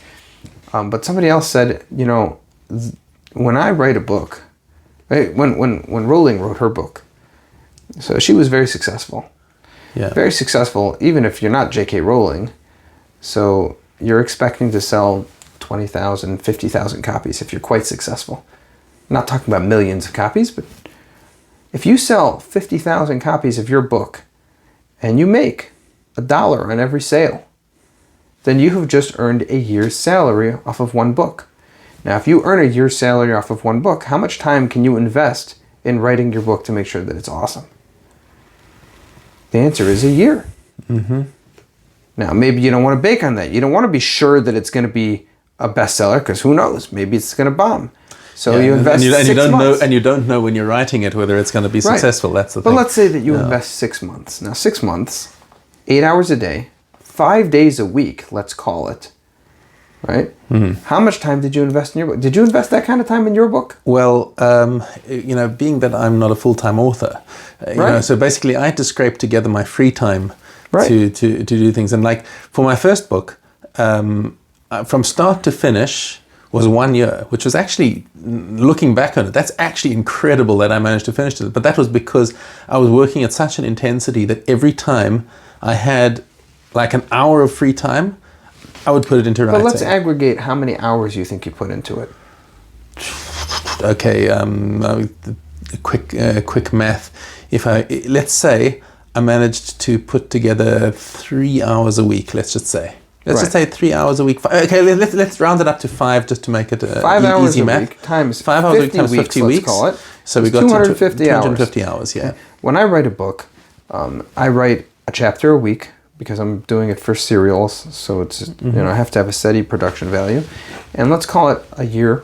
So my latest novel is 64 chapters, but let's call it 52 chapters. Make the math simple. It takes me between 2 to 4 hours to write a chapter, and then we add a few hours of polish at the end of the job. I collect them all and I work it out. You got to edit it. Right. And, so let's call it 5 hours per chapter. So that's 5 hours a week times 50 weeks. It's 250 hours, just like you said, right? Compare that to, let's say, Stephen King, who said to himself, this is what he writes about on writing. He says, you sit down every single day of your life, no excuses, nothing, and you don't get up until you've written 2,000 words. That's 4 hours, let's say. Okay, that means 4 hours a day, but let's call it 2 hours a day. Let's say he's a fast typist. 2 hours a day, every day, 365 days. The speed of typing is not your limiting factor. It's the speed of ideas. Yes, I know, but I'm suggesting that he's going to go really fast over there. So let's call it 700 hours a year of writing. And that's before you do editing. Yeah. Before Before you do final editing. Before you send it off to your editor and your proofreader and your typesetter and your this and that and the other, each of which is another phase of your time. What we're talking about, even if it was just those 700 hours, that's already almost 3 times the amount of time that you and I invest in the book. Yeah. So no wonder it's so much more polished. Because if I have a massive, incredible bestseller in the Frum world, we're talking 10,000 copies. Yeah. 10,000 copies will earn me between $10,000 and $20,000. Now that's not nothing. That's some serious bank, right? But how much time did you put into making that? Yeah, that doesn't justify that's not even at an hourly basis. That doesn't even justify it. For me, writing is a net outlay. I don't realistically expect ever to make a living from writing. I do it because I enjoy the writing. I enjoy the experience of writing. I feel it's getting something out of me. And B, I get a lot of nachas. Just get a lot of nachas from people reading my stuff and saying, "Wow, that was great. When's the next book coming out?" Yeah. So when I write a book, I double dip. That's all of my stuff. I try to get it published first in a magazine, and they pay me for my time and my efforts. Yeah. And then I still own the rights. And then I go to a publisher with it, and I get it published. And between the two of them, it just barely scrapes out to be about worth my time. But sales alone, we can't make it on sales alone. Now imagine if I was investing the kind of time per chapter that a professional author in the secular world invests, where you go back and forth. There's a famous author, I can't remember his name off the top of my head, but he's known to have written rewrites of the entire novel up to 7 times per book. Not, changing a word here or there, but just starting over because he didn't like how the plot was going. Now the thing is, you can if you are making enough money to support yourself by writing alone, you can do that. Yeah. But you can't do that here. So somebody pointed out that the profit margins are just not large enough to justify. Someone else pointed out that we don't really have many people who have a background in literature. How many of us growing up were bookworms like you and I? Very few. Now, and especially like you kind of have to be a Baal Tshuva to do this kind of thing, because if you grew up in the Frum world where you're just not exposed to good English literature, you're just not going to get that kind of inspiration from the existing authors, especially because fiction hasn't been a big thing in the Jewish world. That's another problem. Is what's his name? Anna Karenina. Who wrote that? It's terrible that I can't remember his name. What book? Anna Karenina. Anna Karenina? No, I don't know it. Yes, you do. Maybe you're pronouncing it differently from the way I know it. All happy people are the same. terrible, unhappy families. Each one is different. Anna Karenina, maybe you heard it. Okay. Come on. I'm sorry. You're drawing a blank from me. Tolstoy. Okay. I'm sorry. I've never read Tolstoy. Yeah, well, I tried. Don't bother. But anyway, Tolstoy, who is considered to be one of the greatest novelists of all time, he wrote basically that fiction is a terrible thing, and it's the lowest form of entertainment, and it's like nothing. The only reason you would do it is to make a quick buck, basically. This is coming from a guy who made millions off of his peasants working his farm while he wrote about how everybody should be free. Sounds like a lot of people nowadays. Yeah, but the thing is, Tolstoy is remembered not because of his crazy and completely unhelpful ideas about educational reform. He's not known very much for the multiple scandals between him and his peasants and his illegitimate children. He's known for the deep ideas that he conveyed in literature, which he disparaged. In the From World, some people really do appreciate the value of a story, but to a large degree, we don't do that. And in the same way that we don't do a lot of the arts, and we leave them to a few people who make it their life's passion. Music, which you wanted to talk about as well. Yeah. We have a lot of people who've made their life in music, and everybody loves them. Right? People talk about Shweki, and there's all these other guys who are newer, and I can never remember the names. My kids love them, right? Mordechai Shapiro, right? But if somebody says to their parent, like I want to have a career in music, what are they likely to hear? It's like, well, why don't you get a real job? And this is not a Jewish thing in particular. This is across the world. Look, music is playing the odds. Music is not going to make you a living. Right, but see, that's the objection in the secular world. But in the From world, we tend to say, right, if you want to do anything that's like, purely for the love of it and because it's special, learn Torah. If you're going to get a job at all, it's because you want to make money. That's for sure not going to happen. Don't want to be a musician and an actor or author. Go get a job, be an investment banker, right? Yeah, but music is music like writing. If you're turning it in the right way, you're meant to be inspiring people. And that itself is a form of teaching. So it's a form. It can be a sort of a kind of. I just want to point out parenthetically, this is not the attitude of Judaism as taught by Rabbanim, but like you talk to Rabbanim throughout the Jewish world, and they understand the value of a story, and they understand the value of music, and they talk about it.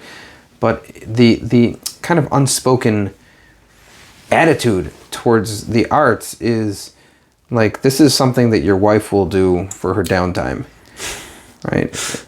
Yeah. You don't do this unless you need it to make a parnasa, and in which case, there are better things to do. Music a little bit gets less of this, but for sure literature, it's looked down on as like, why would you write a story? And unless you're writing a biography of a godel. Right, but then see that has value. But that's the funny thing, because I think that we tend to learn more about being people from fictional stories than we do from true stories. Somebody said this, I think, was it Neil Gaiman maybe? Maybe not. He said that fiction is the art of telling lies that are really true. Mm-hmm. Or something like that. I like that. I'll have to hunt down the correct quote. That's not the correct quote, but it's close. Yeah. And Jewish biographies are an art of telling fiction about real characters. Well, even if they're true and they're meticulously researched, yes, but it would be a travesty of the story for you to try and get into the head of the people involved and tell that story, because you weren't there and you don't know what they were thinking. Mm-hmm. So what do? You say, what happened? Once upon a time, there was somebody and he gave his last peanut butter sandwich to a poor person and just didn't eat for 2 days until he could get a new peanut butter sandwich. And you think, wow, that's really lovely. Mm-hmm. Yeah, but when you have a peanut butter sandwich, how do you feel about giving that away? The answer is, well, you have no idea what he was feeling, so how are you supposed to relate to that? Right. But when you're writing a fiction, you can really draw out the tension and you can see the conflicts, and you can see the action and the tone, which we talked about before. The tone is so much different when there's when you're able and allowed to describe things. Pesach Seder is one of the 2 times on the Jewish calendar when story becomes prominent. Mm-hmm. We don't tell the story of Hanukkah. We don't tell the story of Sukkot. We light candles. We sit in a sukkah. But on Purim, we read the story of Esther, and there's indications in the Gemara that what we're looking for is to identify not just one, but actually 4 separate story threads in the Megillah that we want to bring out and discuss. There's the story of Mordechai, the story of Haman, the story of Achashverosh, and then Bigadol, the story of the Nace that we want to learn. But these are stories. And then you look at Pesach, and it fascinates me as a writer that the way the Gemara describes how to tell the mitzvah, how to tell the story of Yetzias Mitzrayim, and it brings it out from the Psukim, is essentially how to tell a good story. So what do we say? We say, Keneged Arba Banim Dibra Torah, right? What does that mean? So the answer is, I know this because I wrote the Haggadah. The answer is, I wrote a Haggadah, not the Haggadah. Yes, I was going to question your credentials there. The answer is that that in the Torah, it talks about the mitzvah of telling the story 4 separate times. Yeah. And in each time that it talks about it, it frames the mitzvah in a different way. So in one place it says, your son is going to ask you, what are these statutes and commandments and other types of mitzvahs and testimonies that Hashem our God has commanded you? So, indication, this is a child who is invested and intelligent. So the Haggadah says, there's another time where it says, your son is going to ask you, what is this hard work for you? Here is a child who is uninvested, deeply uninvested. And what does the Haggadah say? Why does the Torah give you 4 separate times where it tells you to tell the story and gives 4 separate answers? Why? Because it wants you to know that you need to tailor your story to your audience so that you're on the same wavelength as them. Right. That is excellent storytelling advice. That's not advice on how to be, a gadol b'Torah and how to learn up a piece properly. That's telling you the mitzvah Sipur Yetzias Mitzrayim, Sipur, like a sefer, is to tell a story. And if you're telling a story, you're not just giving information. You're trying to bring a person into that world. So there you have to factor in your audience. Okay? But then it goes much further than that. Because it says you have to start from a question. So that's pedagogic advice. What is that saying? It's saying make sure your audience has gotten themselves hooked before you launch into the story. Don't just walk up to a bunch of people who are a captive audience and start droning on. No, do something, even if it has to be something artificial, like removing the plate from the table. Do something that gets them to go, hey, what's going on? And then you've got a hook. Mm-hmm. Well, a narrative hook is one of the most important parts of the story. Right, and you take your youngest kid and get him to ask the questions, even if his questions are scripted. Right. Sure. And then what to me is the most interesting one of all is it says the Sipur Yetzias Mitzrayim, the mitzvah has to be in the format of Maschil B'Gnus U'Mesayim B'Shevach. So we all read that and we go, okay. So the Haggadah does it twice because there's a machlokas in the Gemara and we want to do both. Right. So in one place, one opinion says... and so one place it says, well, we started off as slaves to Pharaoh, and in the other one it says, well, we started off as idol worshippers, and U'Mesayim B'Shevach, and then you carry us through to the end. And very, very good. Now, I'm coming back to the same Mishnah again as an author, and I say, wait a second, no. You know what it's saying? You got to tell a story right. Conflict and then resolution. Start with a problem. Tell the story of how there was a problem, and then tell the story of how the problem was solved. If you go the other way around, it's not interesting. And the goal of the Seder night is to get people interested and invested and there. Do you see the Haggadah as an Act 1, Act 2, Act 3 kind of thing? Yeah. In my Haggadah, there's a pause after the section where it describes the pain that we went through, and there's a little description in narrative format of all of the midrashim I could compile about how bad it was. And then we move on, and it talks about how Hashem began to listen to our cries, and He heard us. And right after the end of the Makos, right, I go through all of the Makos. And then we carry on to the end by Dayenu, and I have a description of how we left Egypt and Hashem split the Yam Suf and took us out and everything was great. But yes, it's to me, it's telling you these are cues for how to tell a story. And telling a story is important here. So why is telling a story so important? And I think the answer is because this is how, emotionally, whatever it is, this is how you get into the head of a person and get them invested in what happened. Well, the goal of the Haggadah is not to make sure that everybody knows. We all know. When you're in second grade, you're told we were slaves in Egypt and Hashem took us out. And once you're told that story once, it tends to stick with you, the frogs and stuff. It's exciting. Right? That's not the goal of the Seder night. The goal of the Seder night is B'chol dor v'dor chayav adam liros es atzmo kilu yatsa mitzrayim. You've got to become the hero of the story. And so that means it has to be told in a way that hooks you. You can identify with the main character. That's right. So here we have... Right, you're going to be Harry Potter. That's right. So here we have all of these narrative cues. Make sure that they identify with the main character. Hook the person in. Get them invested. Start with the conflict and then build towards the resolution. These are all story techniques. So now I want to write a story. What am I doing? I'm doing exactly the same thing. I'm trying to pull you into a world that I've created in order to do what? To say something important, at least important to me, about whatever it is, about the human condition, about my concerns for the future, about how I think society is failing or how I think society is succeeding. Anything at all that I want to say, if I couch it this way, and that's why it's an incredible tool and it can also be very dangerous. I mean, you've doubtless come across stories in your lifetime that were very clearly no more than a shovel to dig a grave. What do you mean by that? Chazal say don't use the Torah as a shovel. So that was the metaphor that comes up. But it's a tool. I write a story, and the story does nothing more than give you an obvious example that's indisputable of, let's say, one particular way in which one kind of person acts horribly towards another kind of person.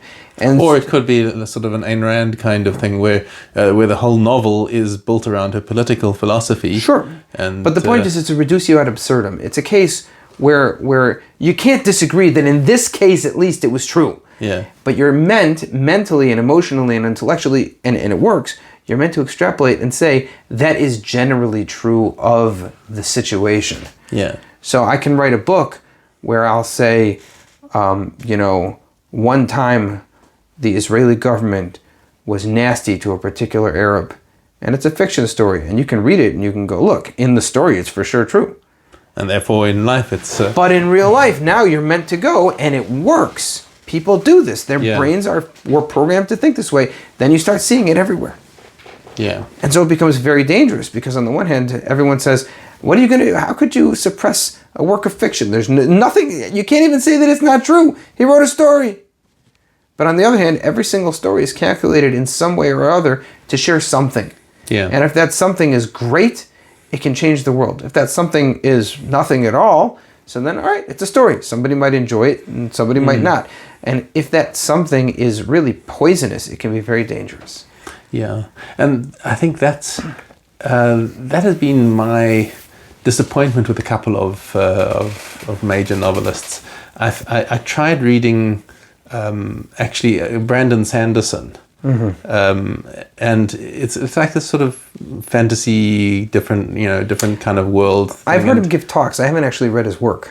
Right. So why did I read it? Because I'd heard a lot about him, and for some reason I got like 3 free audiobooks, and I thought, okay, let me just grab this series, and I listened to it as an audiobook while I was commuting or running or whatever, and I listened to the story, and at first it was fun and engaging and whatever, but like eventually I started feeling like this is going nowhere. I'm learning nothing from it. It's just sort of a random story that isn't bringing out any. There's no messaging. There's no messaging, and it felt kind of hollow like that. And it felt like he'd gotten into good groove and said, oh wait, my first book did well, let me add more like it. And it's, I don't know, it's just kind of, what would you felt say, like it was just sort of meandering and not really getting anywhere. So messaging is an interesting topic, because when I first started writing, I hated it entirely. Why do I need to include a subtle philosophical Why would you lesson? carry on if you hated it? No, I hated messaging. Oh, you hated messaging. My attitude was, why do I want to put a subtle cue to my philosophy into a story about, how some kid built a spaceship? I don't need to tell you what I think about the world. Mm-hmm. And I'm just writing a story so that people can enjoy it. And the truth is, that's fine. But I began to realize over the course of time that it's always got a message. It's just sometimes the message is, this kid made a spaceship, Yeah. And that's a fine message. But there always is a message, and the more complex the story is, the more obvious the messaging is. What would you say is the big message of the Harry Potter series? I'm so happy you asked me that, because I was just waiting for you to ask me that. Now I'm beginning to regret it. Yeah. I think one of the most incredible things that she brought out of that was the difference between the good characters and the bad characters. Was the good characters, you could see, you can see and resonate immediately with Harry about the fact that he wants to do good and he wants to do the right thing, and okay, then there's kind of a good, a bad, and an ugly situation where you've got the good guys. You've got the bad guys, like the Voldemorts, and the first time it comes out is in the first book, where Quirrell is saying, sorry, spoilers for the one person somewhere in Outer Mongolia who hasn't yet read the first book, but yeah. Professor Quirrell comes out and says, he helped me to understand that there's no such thing as good and evil, there's only power and those too weak to take hold of it.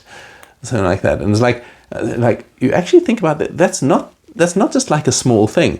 That's actually like a real rationalization that sociopaths will take and say, I don't believe in this good and evil thing.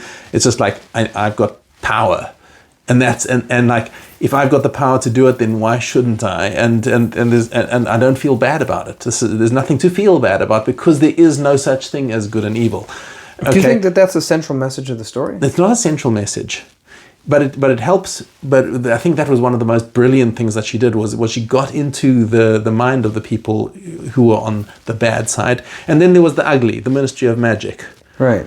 Who were just like flat out lazy, corrupt, and just didn't want to deal with things. They wanted things to be comfortable, kind of a Achashverosh status quo. Just leave me alone. I don't want to hear about Voldemort. I don't want to believe. Just take it away. Right. One of the things that I thought was so brilliant about it was that she presented so many different faces to evil. There's the evil of people who will murder you for your pocketbook, and there's the evil of people who will watch you get murdered for your pocketbook and won't step in because it's unpleasant. Mm-hmm. And there's the evil of people who are casually brutish because they can't stand the sight of being reminded of something that they don't like. Yeah. Like Uncle Dursley. Yeah. Right. And then there's the evil of people who everything has to be prim and proper, and they will whip you to the ends of your life in order to make sure that you don't disturb that rosy imagery. There's the Ministry and what's her name? Umbridge. Umbridge, yeah. Yes. There's so many different types, and good people also, and that she presented good people as failing very often. Yeah. And that there were consequences to failure that you have to live with, even though it's perhaps excusable. Doesn't bring back what's his name? Sirius. He's not coming back just because Harry was too young and naive to make the right decision there. He's gone. Mm-hmm. And there was a big temptation, I think, to bring him back in some way. But guess what? He's not coming back. There's a tremendous amount of things over there. So does that mean that her entire book was essentially a way of saying, dear readers, there are good people out there and there are bad people out there. And what you there's do matters. nuance. And there's nuance. Is that what she was doing? No. She was writing a story about a boy who lived, and there's magic, and they're often very silly, these magicians. I think it's a fascinating study that she created, because obviously, like you said, it seems to have begun with this whimsical kind of a world. But in the end, you have to conclude that these people are so stuck in their 15th century vision of how life is meant to work that they completely miss enormous amounts of social and cultural changes. The way that they engage in sports is so dangerous. And they write about it all the time, that, oh, somebody died here and somebody died there, and they haven't changed anything because it just doesn't occur to them to change. Or they'd rather recite a complicated spell to go poof rather than flick on a light switch, which is easier. It's empirically speaking easier. Right? Yes, and email is better than owls. Yes, right. So why are they doing this? Because they're stuck in their world. The same way though that so many people are stuck in their worlds. So there's a lot of messaging there as well. And so I think that when we construct worlds, there's a lot of messaging that goes on that maybe even we're not necessarily aware of, but it's there. And so to a large degree, I think the most important messages we can teach are messages about what it's like to be a person. You know, my first novel, the main character was a brilliant kid. I have an affinity for writing really smart kids for some reason. And, you identify with them, huh? Yeah. So he's this brilliant kid. His father's gone. Father disappeared, probably dead. So he's going through this story, and he's struggling with all of this grief over his missing father. And he's brilliant. He's extremely capable. And that gets him into so much trouble, because being capable of doing things, ironically, makes it more difficult for him to have a normal life. And so he keeps on stumbling because he's more capable. And I think that to a certain degree, what I was saying was, it doesn't matter what you have going for you, you're going to end up experiencing human struggles and things like that. There's like all these lessons about humanity and about relationships and about responsibility, taking responsibility and being responsible, and about learning to figure out how to deal with difficult things that come up. In that story, which was written for children, so there's a scene where their mother is in therapy. Her husband also disappeared, but she's not allowed to process that. She's got children to take care of. And at one point, she lets down one of her kids. So she's in therapy talking to the therapist about it, and she says to the therapist, "Yeah, I did this. It's terrible. We need to fix this." And the therapist says, don't you think you're being a little bit hard on yourself? You're a single mom. You're dealing with this. You're dealing with that. And she goes, "Yeah, but I let my kid down. Like, that needs to be fixed now." We don't let ourselves be people. We don't let ourselves be human because we don't think that it's allowed. Right? She's being put to a test that's beyond human endurance. So what does she say? So then I'm the failure. And people do this all the time. So that isn't the central message of my book either. But I think the point is, these are the types of things that you can convey in fiction so much better than you can convey them in in nonfiction or real life. How would you say that in a book? You would say, "Dear reader, learn to forgive yourself sometimes. Life is sometimes more difficult than you're capable of." Which you can kind of do if you are writing a non-fiction book as a therapist and talking about Jane who came to me because of whatever, and this is how I helped her deal with it. And because that is a story.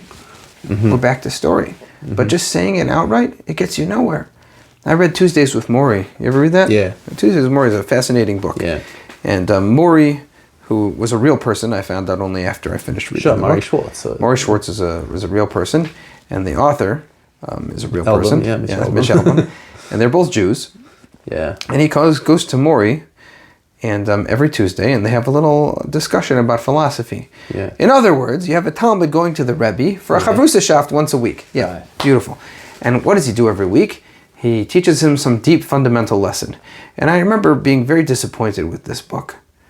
Yeah, I love that. Look, I say this to people and they get very confused.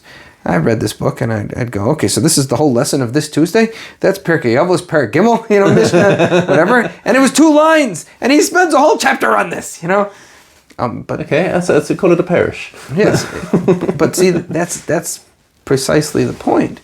Is first of all, this is for the benefit of all those people who've never learned Pirkei Avos. But second of all, watching this play out between people who are, and then knowing that it was a real life event. Maury was a real person struggling with a disease, and watching him come to this realization is a very different experience than having Chazal tell you, this is the way it is. Right? How to Win Friends and Influence People. Fantastic book.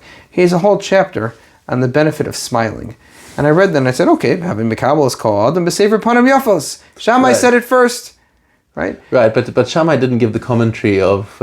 Right, Shammai didn't say, I was once in a dentist's office and there was a grumpy guy standing there and he was miserable and everybody was harried and upset, and then in walked a woman with her tiny little girl, and the little girl just beamed with joy over the room, and pretty soon everybody was chatting and even the grumpy old man was smiling. Shammai didn't say that. Right. What does that do for you, that story? It doesn't say any more information than Shammai said. But it brings it home. It puts it into a world. Yeah. Once upon a time, Hillel was walking along, it says in the Mishnah, and he saw a skull floating in the water. Now this story is very hard to understand because skulls don't float. Okay? It's also hard to understand because the next line that Hillel says is, Al ateft et fuch, you drowned somebody, therefore you were drowned. If you see a skull... Like, how do you know what the story was? What do you think, just from a forensic analysis perspective, if you see a skull not attached to a body, do you assume that the cause of death was drowning? No, that's a good point. That would be decapitation, right? Yes. So this entire story is not meant to be that he actually saw someone drowning and then pulled in the forensic analysis and the doctors and the detectives and they were going over it with the fine-tooth comb. That's not what's going on over here. And the Mefarshim say it's all of that stuff is lav dafka. But he was saying to this, he starts talking to the skull is the next line too. Why are you talking to a skull? And who recorded this story? Did he go home later and say to everybody, by the way, I saw a skull and I started talking to it? Were there Talmidim with him? That's the answer. The answer is there were students with him. So now it puts a whole separate spin on the entire thing. Why is he talking to the skull? He's not. He's talking to the students by addressing a skull. Because this is so much more visceral and meaningful because he created a story around it. Right. So now the lesson which we all learn in second grade, that HaKadosh Baruch Hu gives you midah keneged midah, and there's a reason for everything. That's not what Hillel said. He said to a decapitated skull, you were killed in a manner that reflects the way that you killed somebody else. And in the end, the people who killed you are going to get their comeuppance also, because no bad deed goes unpunished. He's teaching with the story. And it changes the entire nature of the thing. And we always teach with stories. Right. Every story that we have. So when you're like starting a new book, blank slate, like, how do you start? What do you have how do you plan your story? Chat GPT. No, nowadays that's not too far off. No, by the way, I've tried that, but I've tried that with, like, when I've had a bit of writer's block. Sometimes I'll go to ChatGPT and say, "Listen, help me out here. I need a whatever." And sometimes it comes up with good stuff, and most of the time it's like rubbish. So what I found, I don't want to get off topic here, but what I've found with it is that if I ask questions, the more specific the question is, the better the answer is. So if I say, I want to write a story, and here are my parameters. Yeah. It needs to be about kids typically, because I'm more regularly hired for kids' stories. It needs to be about kids, Jewish kids. And I want to set it here, and I want you, sometimes I'll say, give me a list of 20 elements. Just things that I can throw into the story. And then I'll pick 2 or 3 of them, and then I'll say, okay, give me some ideas for how I can include these elements. And the idea is to bounce things off of it, because it's not very good at being truly creative, but it's good at tossing things. Because it's an LLM, it's based on what other things have done. Right. So it cannot think of anything new, but it can help you to combine old things and to come up, with a combination, with a tried and tested combination. Right. So anyway, getting back to blank page syndrome, to me that's the hardest part of the entire project. I very often tell publishers I would much rather have a serial that runs for 50 weeks than have 50 individual short stories. The amount of effort I have to put in for short stories is right, because you only have to build one world then. That's right. It's just astronomically different. And when I start, I frequently have a few days of panic where I'll stare at a blank screen and there's nothing there and I can't come up with anything and I'm pulling out my hair. And the phases basically are, sit down, waste time for a long time, do laundry, go for a walk, drink a Coke, call my wife freaking out and saying, I'm not going to be able to do this, I don't know what I'm going to do, I don't know what I'm going to do, what am I going to do, right? And then a few days later something happens, and it's pretty awful. Yeah. But what you do is you gradually start pulling out things that are things that you want to talk about. And sometimes it's an idea like a sci-fi story that I had began as this idea that what if a guy goes back in time and his time machine breaks, so he's stuck there forever. So then he builds himself a life, and at some point he his wife from that time finds his time machine, accidentally fixes it, and sends herself forward in time. That was it. That was the whole idea. But then you start saying, okay, so what does that story require to make it make sense? Right? What am I going to do? How am I going to end that story? There's no metach there, right? Right. Develop it and you build. Because you got to kind of start out with an idea of your 3 acts and like how. So I've never built with the 3 acts, which doesn't mean that it's bad at all. But it's just not the way that I think. I think in terms of what I call the 5 Ps. There's prose, which means the quality. Let's start at the very beginning. The beginning is your premise. The premise is that initial thing that a person picks up a book, reads the back, and goes, "Oh, I want to read a book like that." Yeah. Now the truth is, your premise is not what the person will enjoy or not enjoy about the story. But you got to hook somebody. It's the hook, right? Because when there are billions of books out there, why is he going to read your one? Right. So even if the premise is like about an elephant trainer who decides to join Wall Street, right? So you clash of 2 worlds, right? So that's the premise. How you play it out is going to be much more memorable to the person than the initial premise. He doesn't care about the premise. I mean, he picked up the book for that, but he's read a lot of books that are not like that. He liked them or didn't like them for other reasons. So your premise is how you begin. Then you have your personalities, which is the people involved, characterizations. And there's an enormous amount there because I don't want to say exclusively that I like to write character-driven stories, but to me that's a major part of it.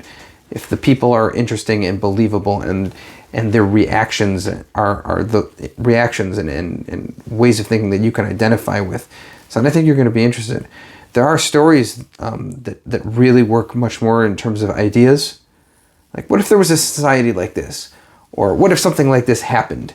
And, doomsday scenarios where everybody's running around because of some crazy threat, it blows up half the world. So nobody cares about the character maybe in that type of a story. But for me, it's always about the character. Who are they and what are they feeling? So your premise, your personalities, and your prose. That's the quality, the style of the writing, the dialogue, the way that you frame each sentence, how you describe things. Descriptives become enormously important. Then you have the plot, right? So your premise got the reader in the door. Now he's going to go, okay, so what's going to happen? Yeah. There are people who love plot, and there are people who do not care about plot. They want to read a good, well-written story. To a certain degree. Come on, show me the person who doesn't care what happens in the story. Raymond Chandler's books were so well written that people loved them, and the plots sometimes actually literally made no sense. Because his first novel was The Big Sleep. Eventually they produced it as a movie. They called him up as a consultant, and they said, on page so-and-so, somebody gets murdered, right? Philip Marlowe discovers yet another dead body. It's dark and the street lights are shining at the right angles, and he comes in and there's a dead body. And so they said, by the end of the story, we figured out everything. But we, the producers, we still can't figure out who killed this person in this particular point in the story. Mm-hmm. Which everybody loved this story. They loved it. And Chandler said, yeah, I just figured we needed a murder at that point, so I just wrote it in. I don't know who killed him. Now again, this was a massively successful book. And this is a major plot point. And it makes no sense. No sense. Oh my gosh. Now the extreme opposite of the Raymond Chandler style of writing in terms of plot versus prose, what I would say J.K. Tolkien. Excuse me. J.R.R. Tolkien. Thank you. Yes. I don't know because I'm rolling. My brain's turning off already. J.R. Tolkien. Oh my gosh. The Lord of the Rings is one of the best mapped best plotted stories. The world building is perhaps unrivaled ever. I couldn't finish it. And the prose is terrible. I actually couldn't. Every single one of his characters. I really tried. The trolls talk like Oxford professors, which of course Tolkien was. And, the stories he spends so long telling you about grass and plains and trees and you're reading it and you're going like, good Lord, when are we going to get some action? It was, again, the overarching plot was fantastic, unrivaled. I should probably watch the movie. I'd probably enjoy that more than the book. So when they first started making the movie, I said, this is going to be one of the few cases where the movies do better than the book. Yeah. Because it's just fantastic, the story itself. But good Lord, you can't read it. and I've had conversations with people where, you'll have people who are Chandler people. They'll read a book because it's well written and it's exciting and it's like biting into a candy. It's just tasty and delicious, but there's no substance there. And then you meet people who prefer the Tolkien style, who just want to read and find out something really awesome happens. And the fact that it's written in this clunky kind of, And I'm thinking Ayn Rand. So there you go. Because like, I mean, I really did enjoy the concepts in Atlas Shrugged, but there's one point where John Galt manages to hack the TV or video, whatever, and feed and gives this whole rant about about the evils of socialism and the virtues of self-labor and all of the what is Ayn Rand's philosophy called? Self-interest, rational self-interest, right? But it goes on for, I think his speech goes on for something like 50 pages, and I can't do it. I get the picture. I got the picture, and I just turn. Eventually, I got to the end of the speech. I know what Ayn Rand thinks. Let's just move on with the story. Alexander Dumas.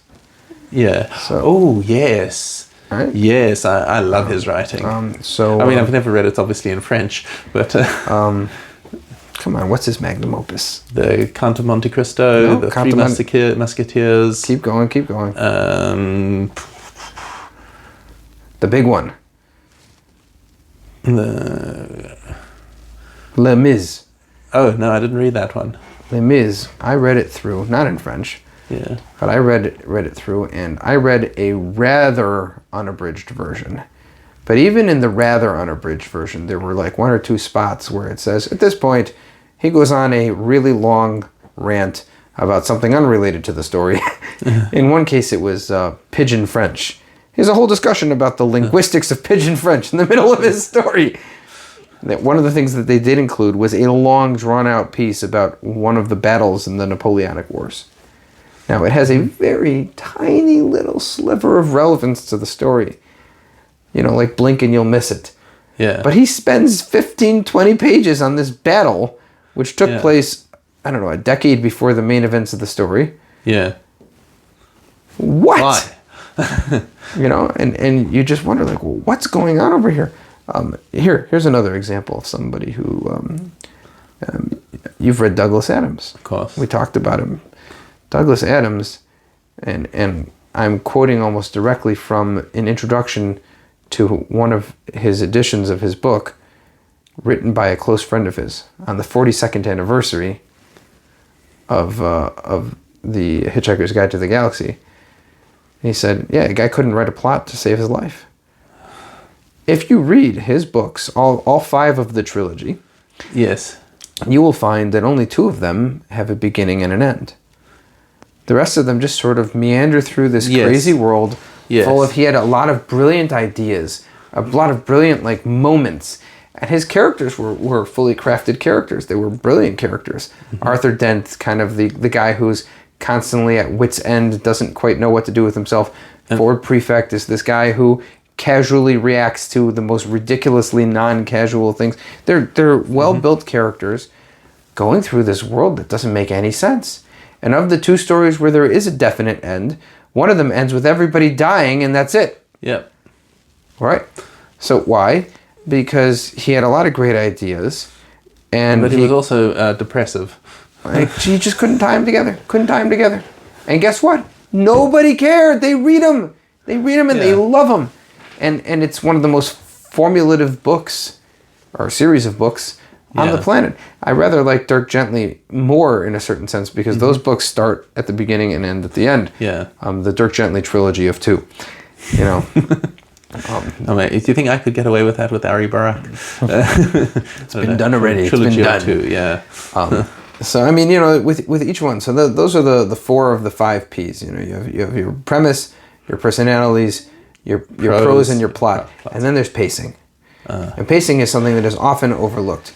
And we've already touched on that actually when it comes to like I said with the Ayn Rand, you cannot stop a plot for 50 pages because you feel like having a political rant. But Chandler was right in the sense that he said, well, I needed a murder at this stage because of the pacing. Mm-hmm. It's just that, it would have been nice if he'd made it work. You know what I mean? It was just like an unrelated murder that just turned... No, he had to go see a character and, interview the character, but the character's dead. Why? Because that was the right type of end to that scene, beginning of the next scene, to push things moving along. Yeah. But he didn't explain why. It didn't make any sense in terms of, if you were there, you would be scratching your head by the end of the story after everything else was explained. You would still go who did kill that guy? Yeah. It doesn't make any sense. But that's what they did. Pacing comes up in the book as overall.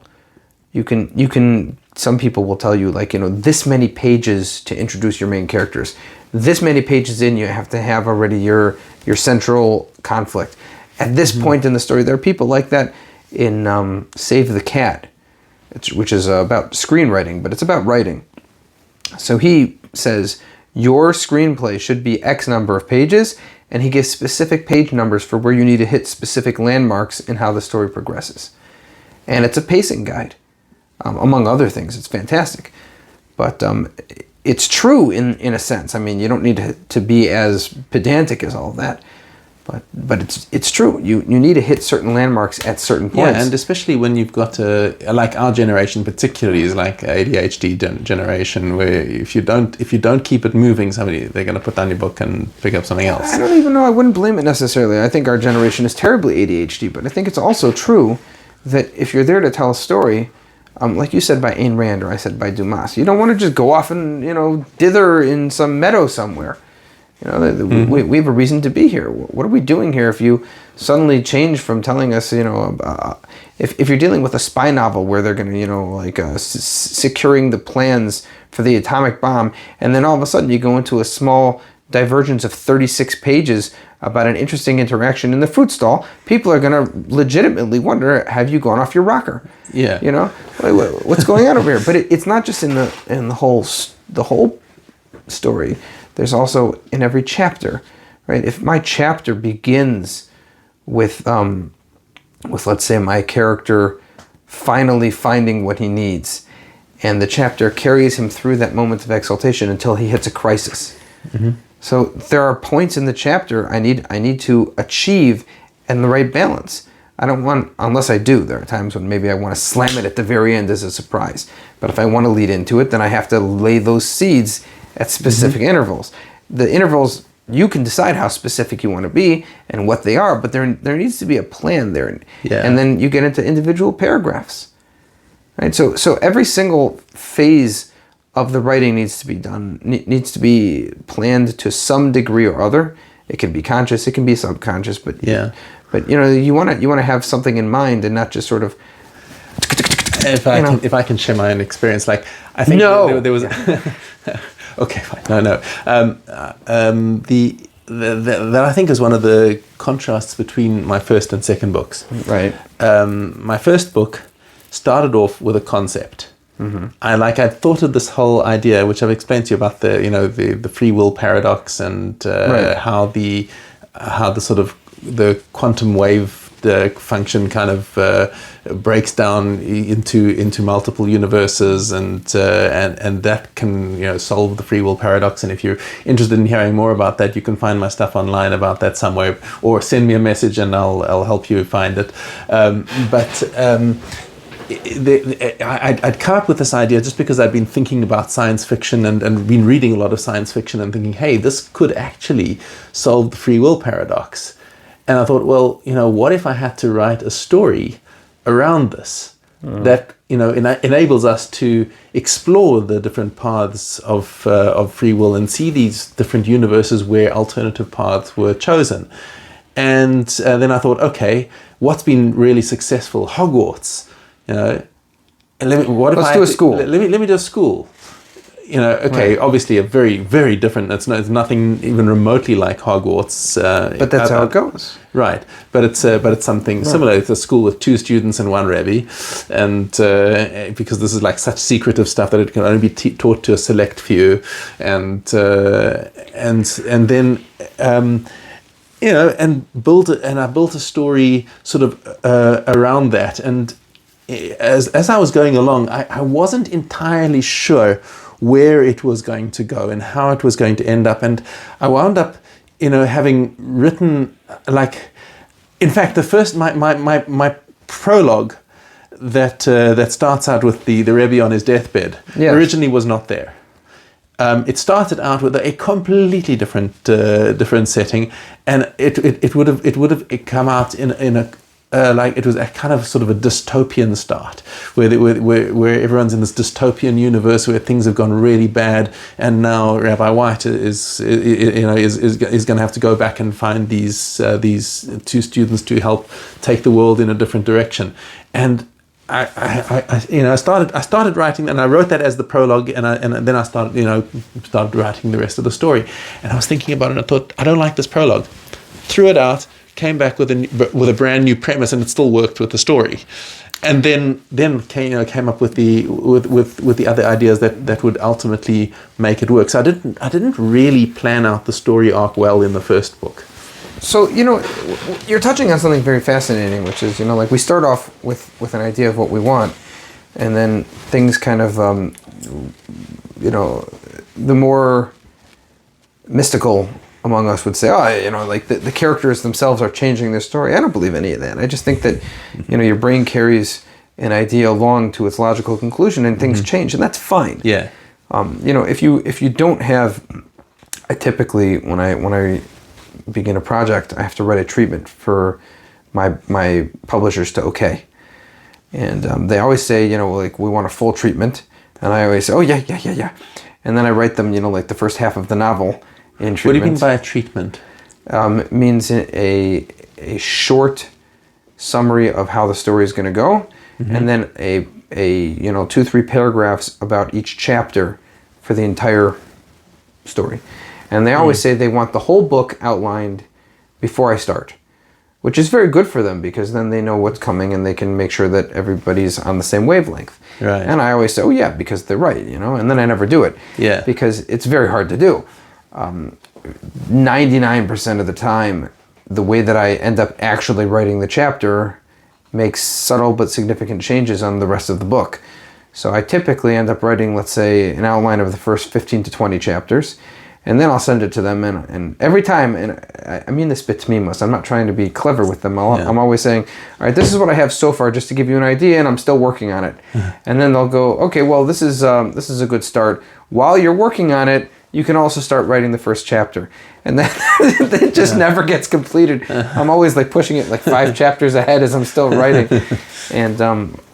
And we keep going. I just finished a book at 64 chapters that I had planned to be like 55, you know. I mean, well, how long is a piece of string? How big is a chapter? Well, in my case, it's very specific. Right, because you're writing installments every week, and you've got a certain number of words that you expect to have in a 1,300 chapter. words is the answer to your question. Right. No more, no less, except that I always try and like shove in another 86 words or something because I can never quite finish on time. But you know, you start with a kernel. My first novel, I had a main character. The main character was a boy, and the secondary main character was his sister.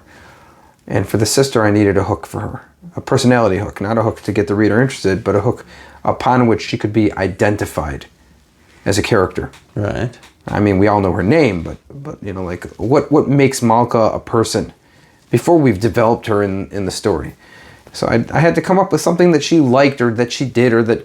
You know, and sometimes there are vocal hooks where somebody talks a certain unusual way, and sometimes there are concept hooks. Like with one of my characters, he's, you know, presented. I never give him a specific height, but you know, you get the impression that he's like 9 feet tall. You know, he's this huge hulking guy with a unibrow, and so for her, I wanted her to have a hobby that was, you know, like identifiably hers. And I didn't want to pick something that was traditionally girly, because first of all, it was too obvious. And second of all, I don't have any sisters. I'm a boy raised in a very masculine household. I don't want to end up coming across as being, you know, although you do have a lot of daughters. Overly simple. Well, yes, but I didn't at the time. And third, it's just I wanted it to be something unique. So I picked, almost at random, cars. She likes cars. Very into cars. And it was just a hook. So I started off, she loves cars. And at one point in the story, somebody says to her, "Why do you love cars so much?" And so I had to come up with a response for the story. And, you know, like magic fingers, they just start typing on their own. And I do italics for her thoughts. And then she goes, "Because every second of every day, I want to hop into something that can get to 60 miles an hour in 3 seconds and leave." And then in quote bubbles, to say what she's saying, she goes, "I don't know, they're just cool." And that became a defining element of her character, because outwardly throughout the story, she's the most dependable, responsible person, and inwardly she's just writhing in pain. And that wouldn't have happened if it wasn't for the fact that I accidentally kaviyachol. So you really get into your character's skin.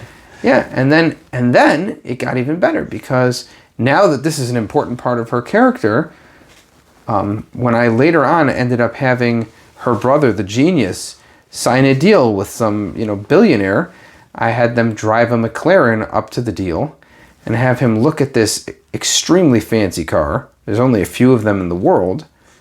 And say, other than Formula One, and say, "Can I get a personal favor?" And the next scene is this guy's wife picking up his sister from school as a surprise treat. And that became a major part of the story also. This like, you know, budding relationship between these wealthy, you know, grandparents and these two kids. Why?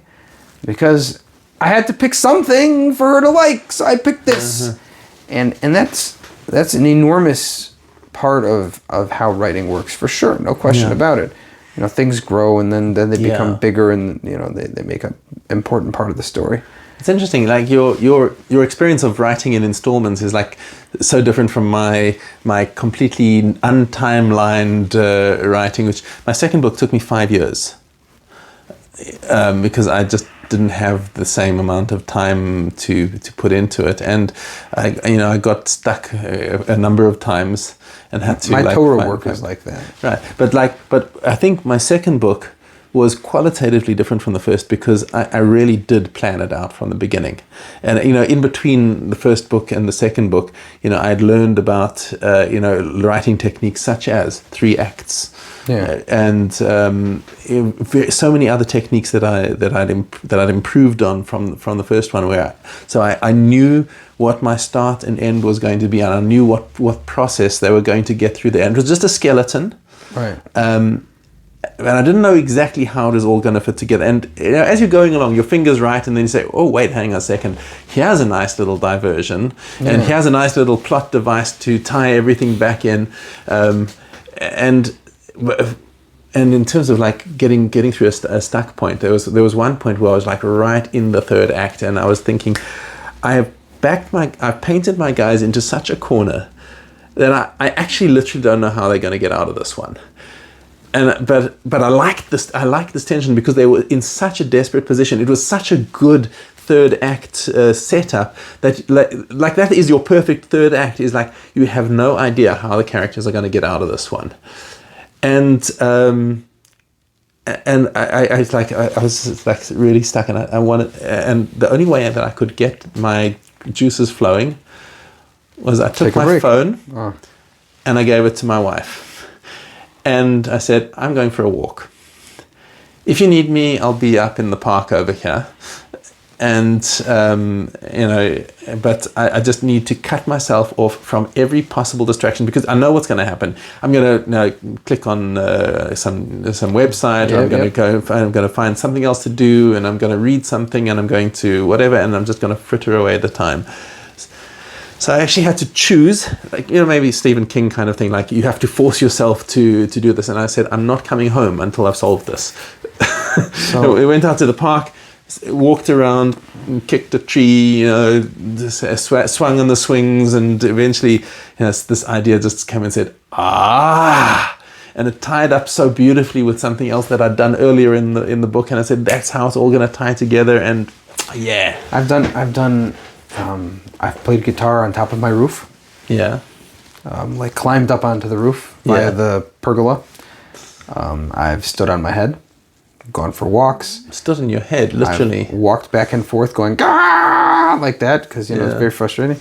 I actually remember one time, I just wanted to like get my heart pumping, because I've been sitting in a chair for hours staring at a screen, and everything was just like this gut sludge.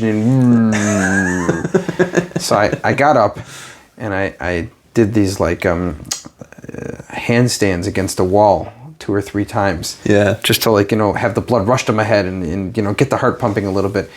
And I wasn't paying too much attention to what was going on in my house, where my daughters had their friends over. Yeah. And they're all looking at me and going like, "Mao se." And I just the first thing that clued me into what was going on around me was my eldest daughter going, "Don't worry, he's writing." Yes, there you go. Okay. And it's very true. I had a case where I had to present a proposal for a comic, and I was 2 weeks late.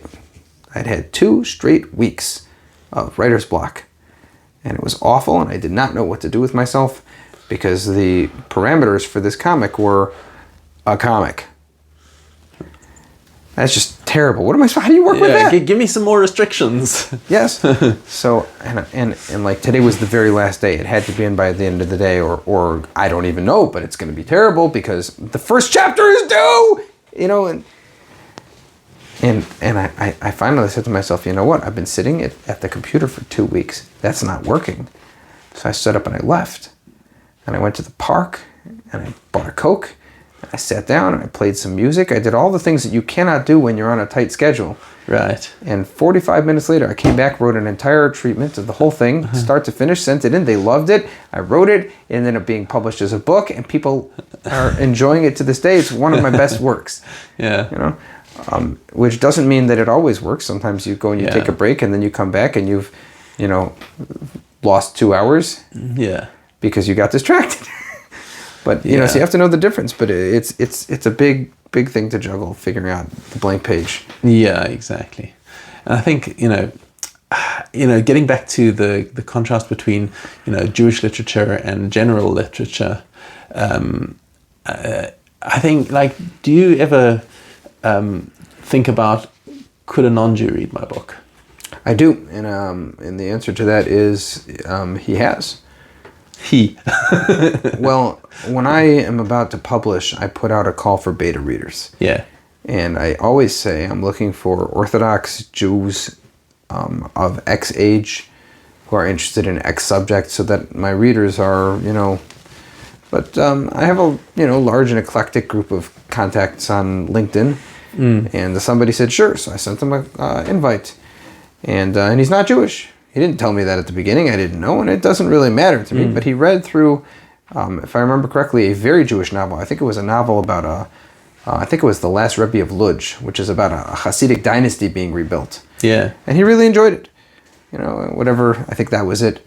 And so I said, okay, great. So then maybe he can. I don't do glossaries in the back. Yeah. Like I saw you did. Well, I did it in the first book. I didn't really in the second. In the second, I just stuck to footnotes. So I didn't do footnotes either. I don't do any of that because my attitude is, it takes away from the story, and I don't think I'm really going to get that many people from a secular audience. If somebody wants to read the book, that means that they're invested enough in this world that they'll have to figure it out on their own. For my Torah work, I included because I'm hoping that people, outreach, like we said, I'm hoping that people who don't know so much will come and they'll pick up this book and they'll want to learn more. So I need to be able to be a teacher. This is not a teaching moment. This is a moment where we're exploring a universe together. So just like I don't translate the hard words for the benefit of my young readers, so I don't translate the Jewish words for the benefit of my secular readers. Doesn't mean that it's right or wrong. It's just the way I think. But it's a preference thing. Like in my history of Hanukkah, this is unrelated to fiction. This is true. In my history of Hanukkah, so I wrote a note at the beginning about how I write the pronunciation of Hebrew words. Because as you know, you can have Shabbos, Shabbat, Shabbat, right? Shabbat. Yeah, Shabbat, right? So I wrote that I follow the Ashkenazi pronunciation guides. Why? Because I'm an Ashkenazi. That's it. No other reason than that. Right. As opposed to, I said, people write Yehuda Maccabee, they write Judas Mattathias. So I said, I wrote Yehuda Maccabee. You know why? Because this is a story about Jews refusing to allow their identities to be claimed by secular people. Right. Why would I call him by a name that he never responded to in his life? Right. Right. So I mean, there's times when you do something because this is, an ethic, and there's times when you make a choice. Yeah. I'm not explaining, what Shabbos is in my story about a kid going to a rural town where honey can do weird things to your mind. That's my newest one, Buy the Hive, on sale in the stores now, but and a great bargain. But at the same time, I try to make them stories that, we got back to messaging. I try to make them stories about people. And that I think is hopefully something that everybody can really appreciate and that everybody can relate to.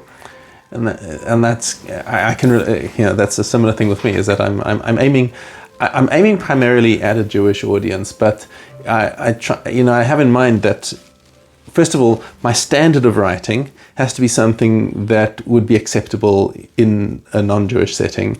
And also, I want non-Jews to be able to read it so that they can tell me that whether my writing is of a standard that is acceptable. And honestly, if somebody somewhere, some non-Jew, reads a line in my book, doesn't know what it means, and picks up a phone and calls his friend and he says, "Hey, Shmerel, can you explain this to me?" So, Nebuch, we've experienced a little bit more of people coming together and understanding each other. True. What will we do now? Yeah. So, Yeah. Wow. Yeah. Okay, I think we're going to wrap it up at this point. Yeah. Thank you. This has been a great discussion. It's a good start. We'll pick up next week. Next week we can talk a little bit more about the music. That's right. That's the music. That's right. Okay. Yeah. Wow. Yeah. Thank you very much for having me. Sure. And Moadim L'Simcha. Hagim Uzmanim L'Sosa. Join the fun.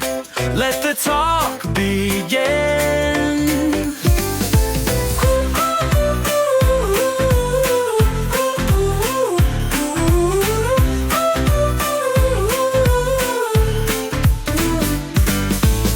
How Hakol Sababa, where life takes a spin. Join the fun, let the talk begin.